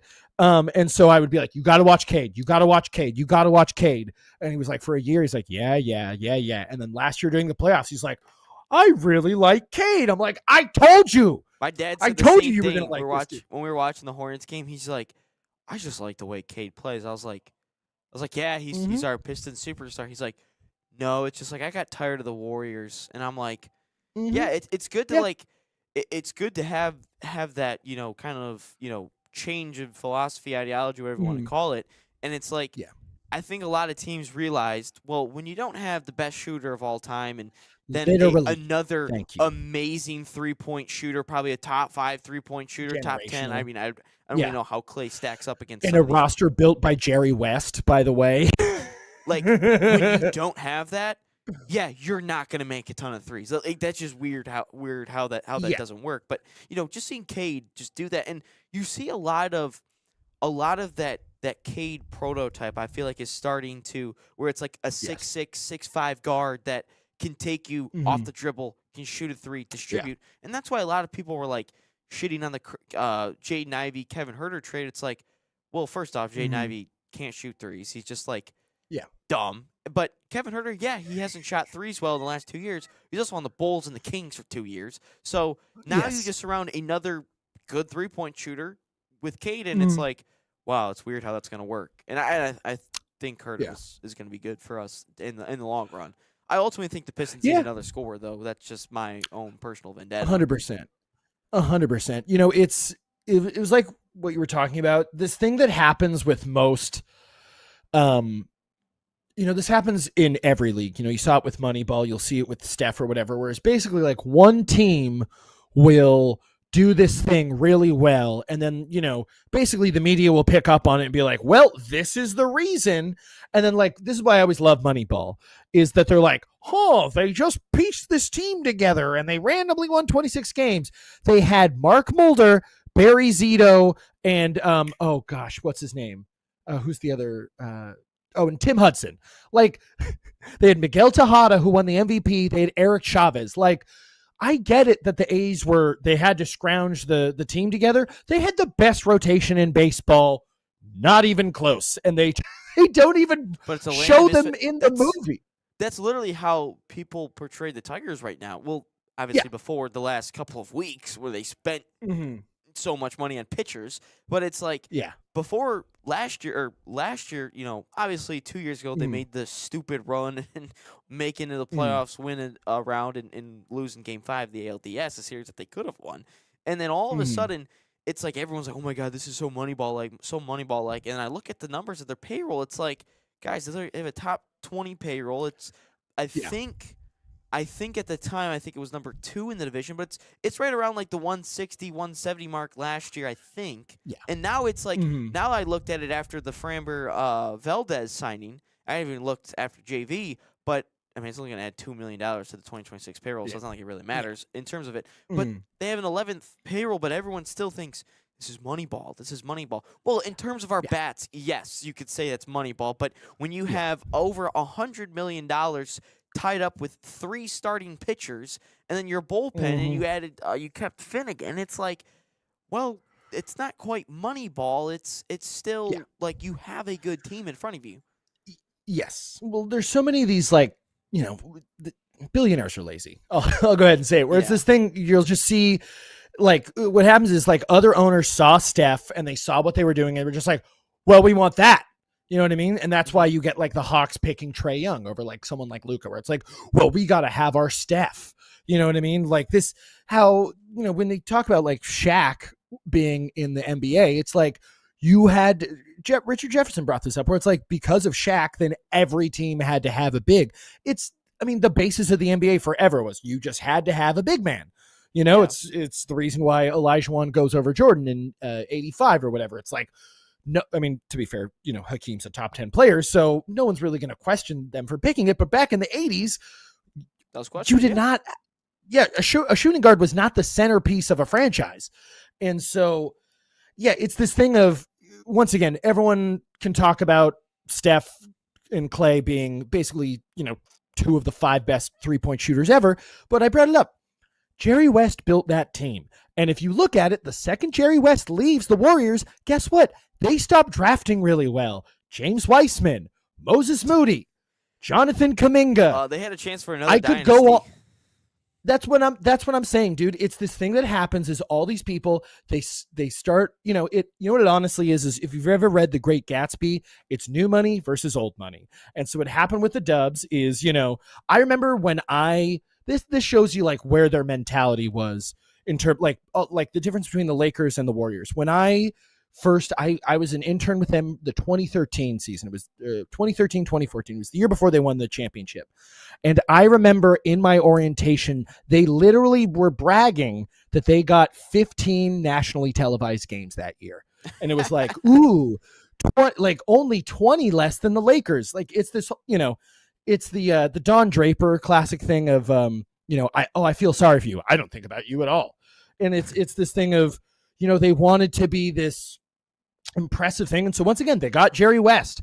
Mind you, by the way, when I was an intern, I remember one time Jerry West was walking down the hallway. There's me and 20 other interns. Only 2 of us knew who he was, which shows you, what that organization was like. And to be honest, is still like, where it's a lot of people who are basically like LinkedIn basketball fans. And we're like, just thinking like, oh, we had Steph and blah, blah, so we're fine. We don't need the greatest NBA executive to survive. That's me on my soapbox. I love the Warriors team. I find Warrior fans to be the most annoying fans in the NBA. Because here's the thing. If you were there for Andres Biedrins, good for you. Love it. Happy that you have stuck with your team and it's panned out. It's me with the Dodgers. You can give me a bunch of crap for, they win now. I was there in 99 when they were horrible under Fox Sports. I also love the thing when people will be like, like you just want the team to spend money. It's like, yeah, we boycotted the team for multiple years because Frank McCourt refused to put anything into the team. So of course we're happy now that we have someone who will actually, that's the reason the Guggenheims were able to buy the team, is because we boycotted and wanted someone to invest in them.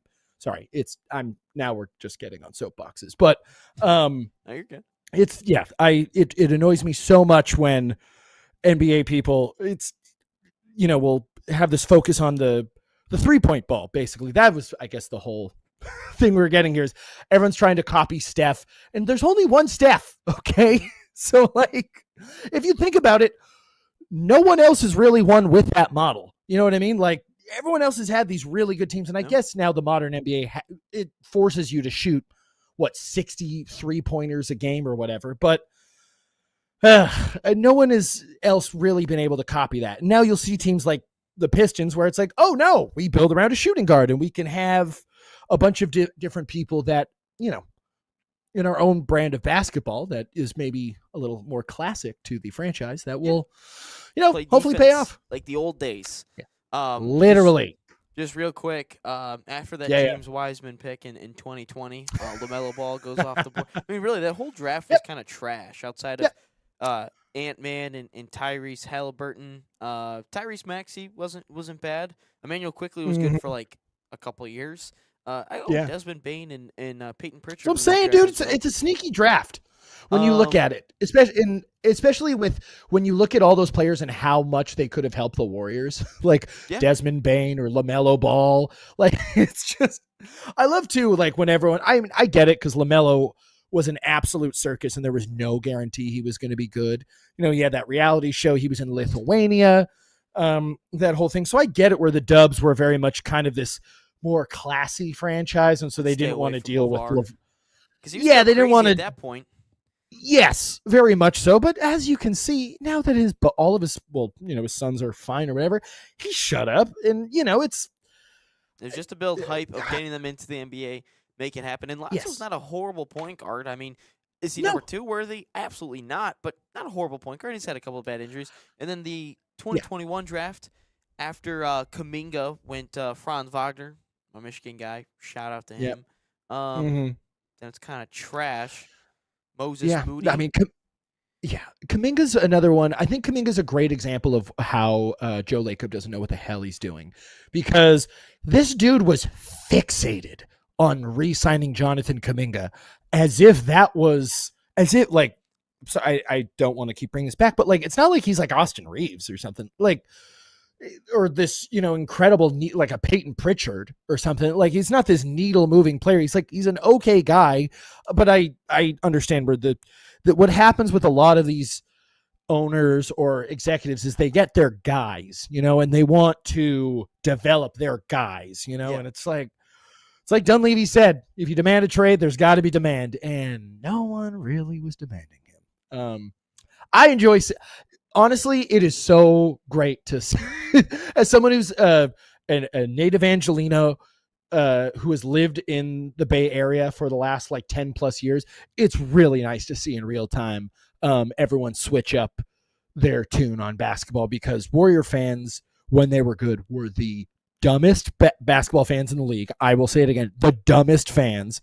And oh, they were so annoying. Like, you would go to a bar to watch the finals and people didn't know the rules. I got yelled at multiple times because people would like that's a traveling call, and I'd have to explain like a gather step or like just the basic rules of basketball. It was like what a continuation was and what is.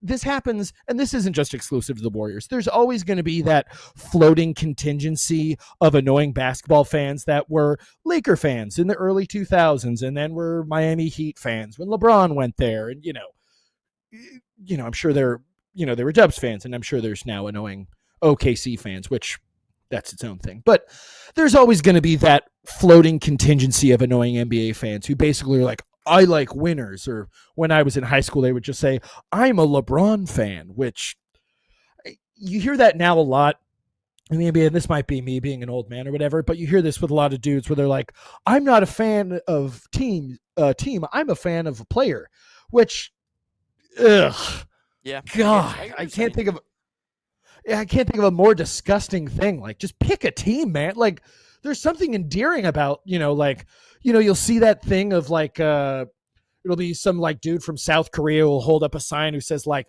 I flew 7,000 miles to see Cade Cunningham. I love that, like, especially like over here we talked about it in the first hour, like British, the way that soccer is brought into America, you get kind of to pick whoever you want, like, I was very lucky to be born into a Laker family and stuff, but like, I can't imagine, geez, like literally, like I talked to my dad about this. Like, I was like, thank you for like actually going to the games in the 60s and 70s so that like I actually like, this is a part of like my grandparents would go to games. Like, it's a part of the Lakers are so much ingratiated a part of the culture of LA. And it's the thing of like, you don't realize until you go to away Laker games, how, or like the reason why people hate us so much. Like, I like growing up, I'd be like, why do people hate us? Like, we all just love our team. And then I remember I went to a Lakers Kings game up in Sacramento. This is when they were the baby Lakers, with Ingram and Josh Hart, which super fun team to watch, but obviously they were terrible. But I remember we beat the Kings is when they had like Willie Cauley-Stein and stuff. And I just remember we're leaving the Golden One Center, which great stadium, by the way. Shout out Kevin Johnson. And I just remember this one Laker guy being like, Lakers. And I remember he had a Dallas Cowboy shirt on.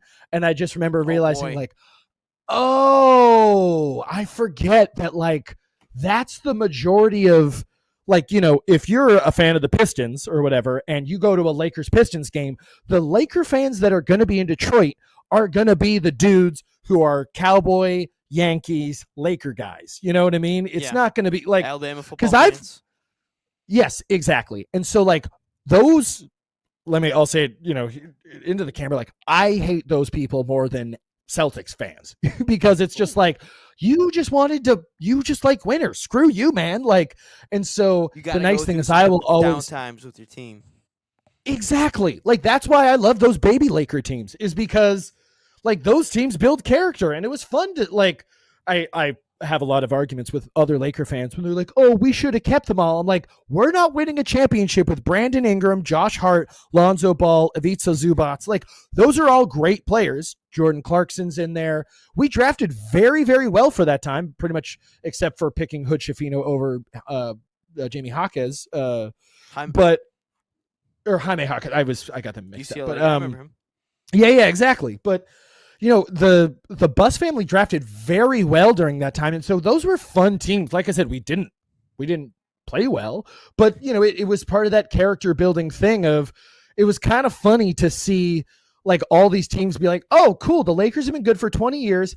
Let's destroy them now. And so it's that kind of character building thing that's part of your team where you get attachment to these players. And once again, you can say like, it's the same thing with the Dodgers and the Lakers where it's like, oh, they bought these guys or they bought these players. we traded for Anthony Davis. Like, we gave them a good package and stuff. So, like, we drafted Brandon Ingram, we drafted Lonzo Ball, we drafted Josh Hart. Like, and a lot of those guys that are in that trade package, like Josh Hart, Kyle Kuzma, Jordan Clarkson, these are dudes that we're drafting in either the late first round or in the early second round. So these are really good picks from dudes like Jesse Buss, that, you know, we co-opt into Anthony Davis, which we then co-opt into Luka Doncic, obviously. And so, and same thing with the Dodgers. It's like, oh, you buy everyone. Oh, so once again, not our fault that the Braves didn't want to pay Freddie Freeman, that the Red Sox didn't want to pay Mookie Betts. And we also have literally had the best farm system for ever. No, like you literally. guys said Trey Sweeney, and we got him. He sucks. No, Yes, you can't this say is that. true. Trey Sweeney was garbage. Yeah, but, you know, like, there are dudes like Pedro Martinez who are, like, just casually coming through our, like, 4 straight Rookie of the Years in the 90s and stuff. So it's like the infrastructure. I understand the recency bias of, like, oh, you're ruining baseball. Whatever, man. It's As someone, like, it's great for me to, like, listen to Giants fans who I had to sit through. Giants fans were the most annoying from 2010 to 2014 and stuff. And they're still living a decade ago. You know, it's I remember last year going to a Giants game where the Dodgers kicked the Giants' ass, and there was literally a guy in his 50s just standing after the game, and he's literally drunk, standing in center field, and he just is going 2010, 2012, 2014, 2010, 20. He just was chanting this to no one. And so it's just like to himself. Literally to himself. It's this thing of, honest to God, growing up in LA, there's no rivalry with San Francisco. And then you move to San Francisco and they're like, F LA, you guys are fake. And this whole thing. And you're like, once again, Don Draper, like, we don't think about you at all. Like, if you ask Warrior fans, who's your biggest rival? I would say 9 out of 10 of them are probably going to say the Lakers, maybe the Clippers, whatever. Lakers, it's the Celtics, and then everyone else. Oh, that's, for me personally, it's cute that you think there's a rivalry between us. I'm trying to think. Yeah. Who are the Detroit rivals? Because, like, obviously they've all For kind the Pistons? of dissipated over the years. For Yeah. me, as a Pistons fan who is, like, never seen the team good up until last year and this year. I mean, I still watch, but, like, there wasn't, like, a pure hatred when the Pistons played a team because, like, we are trash. No. Now I could say the Knicks based off last year and what has gone on this year, where it's just straight belt to ass, like, every single time. Like, sure, the Tigers, I've really started to hate the Guardians. That's just also a Michigan Ohio thing. So that's like I was about to say that's its own. I'm on Team thing. Michigan. Oh, yeah. I mean, the Giants obviously beat us in the World Series. I can't really hate them because we got killed by them and swept. I never liked. Yeah, that's fair. I never liked the Red Sox because the Big Papi grand slam where Torrey Hunter goes into the bullpen that's ultimately the moment where that era of Detroit Tigers died. Yeah. Like, they died on that play. What else? Love Torrey Hunter. The player. Lions. I mean, F the Packers, F the Bears. That's Yeah, I was about to say. I mean, the great thing about the NFC North is it's just kind of on site with the entire division, you know? pretty much. Like, yeah, you know, it's just screw them. You know, I mean, I think the cool thing about Detroit sports is there's a lot of, number one, Michigan just has, you know, in my opinion, a top 5 American sports rivalry. Just, I think Michigan, Ohio State, like, is so, the intensity of that rivalry is so strong that I don't think Michiganders have enough bandwidth to hate a team as much as they hate. That's true. That's a good the point. team from Columbus, you know, where, you know, there's a lot of classic Detroit rivalries out there. Obviously there's the Detroit Red Wings and Avalanche from the 90s and stuff. There's the Detroit. Yeah, exactly. That one's dissipated and stuff. It's nice that the teams are good. Both teams are good again. Yeah, Red Wings like, have been in the playoffs in a decade. So, like, if you're a Red Wings fan, you can't hate on a team yet because you haven't had, like, any heartbreak or anything. And I think that's too. Exactly. If you're a pro sports team, you can't really hate a team until there's some sort of heartbreak in the postseason, or you have something that's similar to, like, a Malice at the Palace or something where a massive brawl breaks out and everyone's fighting each other in the regular season. But if you don't have that postseason heartbreak, you can't really say that there's a rivalry because, like, for the Red Wings, I can't say I hate a team. Sure, I don't want to see like the Florida Panthers win again. Sure, because they've won 2, but I don't hate them with every inch in of my body because I haven't seen it. Ohio State, on the other hand, even when Michigan's trash, I hate Ohio State. Can't stand them. So it's like it's weird to have that. Yeah, well, you got to have the pain, you know? And so that's a perfect example. Is like, I didn't really get Lakers Celtics. Not that I didn't get it, but I didn't fully understand Lakers Celtics until 2008 when you hear freaking Kevin Garnett go anything is possible and everyone, oh, it's iconic. Sorry, that's my Laker bias where I'm like, with that celebration. But yeah, we're like really hurt. We're like, you know, my dad took me to game 2 of the 2010 NBA finals. That was the first time I ever heard my dad say the F word. Like he was, he taught catechism at our church and everything like that. And I remember we're literally in the last row of the Staples Center. Ball goes up. Can I swear on here? Is this yay or nay? It depends how bad you're going to go. Okay, never mind. So the ball just goes up and he's going, let's effing go, effing kill him. And like I said, never heard my dad swear before that and stuff. And no, it's that pain, you know, it's what you were talking about, like with teams with the Red Wings. Like, for example, when I'm a huge Mighty Ducks fan, I love the Anaheim Ducks.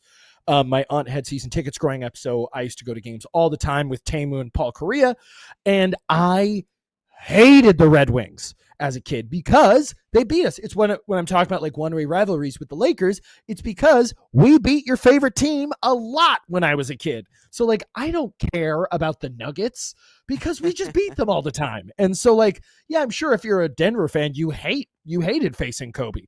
For us, it was just like, oh, cool, we're making it to the next round. And it was like that in 2003 when the Ducks make their cup run, where they eventually lose to the Devils in the Stanley Cup Finals. But I remember that first round of the 2003 playoffs, we beat Detroit, and it was so like, oh my God, because I mean, you know, Detroit, was it 23 years in a row making the playoffs or whatever it was, where that was such a good team, and they really were the measuring stick for the Western Conference for so long that, you know, beating them was like, oh, wait, we may be able to actually do this. So, you know, so much of like, I feel like how rivalries can be born is that, you know, David beating Goliath. I mean, that's how the Dodgers and Giants rivalry started. It was basically the Giants were perpetually good for, you know, the first 40 or 50 from, you know, the 1800s all the way going up to the 40s or 50s and stuff. And the Dodgers don't get good till the 50s, and they've been around for a lot longer too. So, you know, a lot of that rivalry came from, you know, the Giants winning and reporters asking like, oh, how do you think the Dodgers are going to do? And I think it's Connie Mack, the Hall of Fame manager for the Giants, was like, oh, I didn't even remember them being a team. And, you know, that's how it always goes, is it's either like you're going for a championship or, you know, it's this LASF thing, or Michigan, Ohio State, where it's this almost like younger brother, older brother thing where there's more similarities than I think any of the fans would like to admit between the fan bases, but it's also like, screw you, man, I'm going to kill you. All right. So, I get it. I love it. That's what makes sports great. Okay, so our last thing here, question of the day. Let's get right into it. Salt Athletic, the official sponsor of Question of the Day, and us here at the National Soccer Network. Use promo code NSN15 to save 15% off. Scan the QR code or visit saltathletic.com today. But if you want a chance to enter for a chance to win a free Salt Athletic bag, I don't even know where it went. Salt. It was over here, but it got moved. Just drop us a follow on Instagram at NatSoccerTV. Going into the NSN Salt giveaway posts on Instagram, comment hashtag NSN Salt giveaway and tag us a friend. Just make sure you're following, and we will enter. Well, today's Thursday, so we'll be giving away one tomorrow. For the next 19 weeks, we'll be giving 19 bags away every single Friday. But here is question of the day, Jack. I know you're an NBA guy, so I thought, you know what, let's give him an NBA question for today. But question of the day: are you going to be watching NBA All-Star Weekend this weekend? Oh. I'll answer your question this way. I didn't know it was this weekend. I mean, you know, like, I'll be honest with you. I don't think I've ever watched the All-Star game itself. I love the dunk contest. I love 3-point. I love the dunk. I like that they're trying to get it going here. I think All-Star games in general, it's you're behind such an 8-ball. I mean, really, it's always the events that are going to be more fun. You know what I mean? Yeah. The home run derby, the 3-point contest, the dunk contest. You know, these are these fun things where you basically get to just see these athletes at like peak performance. I don't blame these NBA players for not wanting to destroy their body. You heard me mention it earlier. The NBA season is way too long. There is no benefit to them putting on a good show for the game. I get it where they're like, oh, they brought back some of the vets to try and bring back the competitiveness. So many of the old heads want to make it about a generational thing of these damn kids don't work hard. These kids work really hard. And you know what else, though? They move faster than NBA players have ever moved. We saw Tyrese Halliburton last year. We see it every year. There's pretty much every year a top 10 player going down with an Achilles or something. This year we have Jason Tatum and Halliburton both out with the same industry. And so I don't blame these players. Kevin Durant brought it up today or yesterday. I forget when it was, but he's like, no one's bringing up the fact that Luka and Jokic don't go hard. I get it that they want to trash the Americans. And I don't even want to make it a thing about like the Americans versus the world players. I appreciate that they're trying to bring the competition out of it. Like, oh, kind of make it like the Ryder Cup, but yeah, you know, a USA versus world, the world's going to clear us, dude. Like, we're not like, the world's got a really good roster. Yeah. And so I don't even think that this is going to be that kind of thing. I liked the Elam ending thing they did a few years ago. I thought that was fun. But I don't put the blame on the players. I think if you really wanted, to be honest, you got to put money in the line. I think if you wanted to boost the 3-point contest or the slam dunk contest, I think, basically do $1 million purse or something like that, just a bunch of money, and say, hey, if you are like an actual player, here's another $1 million. We'll have it in Florida, so it's tax free. You know, something to get actual players, because I mean, I don't even know who the dunk contest contestants are. And I haven't been able to tell you for 25 years. It's literally after Vince Carter did the dunk contest, there really hasn't been a star that's done the dunk contest. Because it was, once Vince did it, then everyone was like, when's LeBron going to do it? And then LeBron teased it for like 10 years and then was like, I'm not going to do it, which I don't blame him. I mean, there's Dwight Howard, and there's the Zach LaVine and Aaron Gordon thing. But it's basically once a decade, we get this random dunk contest that's iconic and stuff. And so, I mean, money's the only thing I think that's going to talk. I would say personally, I won't be watching. I got better things going on. I haven't watched an All-Star game like in a long time. But Jack, thank you so much for being on the show, filling in for Nate today. I loved the enthusiasm and all the Chelsea banter, the Arsenal banter, and all the other stuff with the Lakers, Warriors, because we don't really have that on the show because Nate and I are both Michigan based. Yeah. Any last words? No, just thanks for letting me flap as a annoying coastal elite. Sounds good. Nate will be back here tomorrow for 229. We'll have that Salt Athletic giveaway. Make sure you drop us a follow. We got the World Cup countdown going on today. Moment 119 drops at 4 o'clock. It's going to be the same time every single day until the World Cup. It's under 4 months to go now, but 119 days. But anyway, thank you again, Jack. My name is Ryan Glinsky. That's Jack Lowry. Don't go, or make sure you drop a follow and come back here tomorrow at 9 to 11 a.m. for Friday's episode 229. So long. Sounds good, Ryan.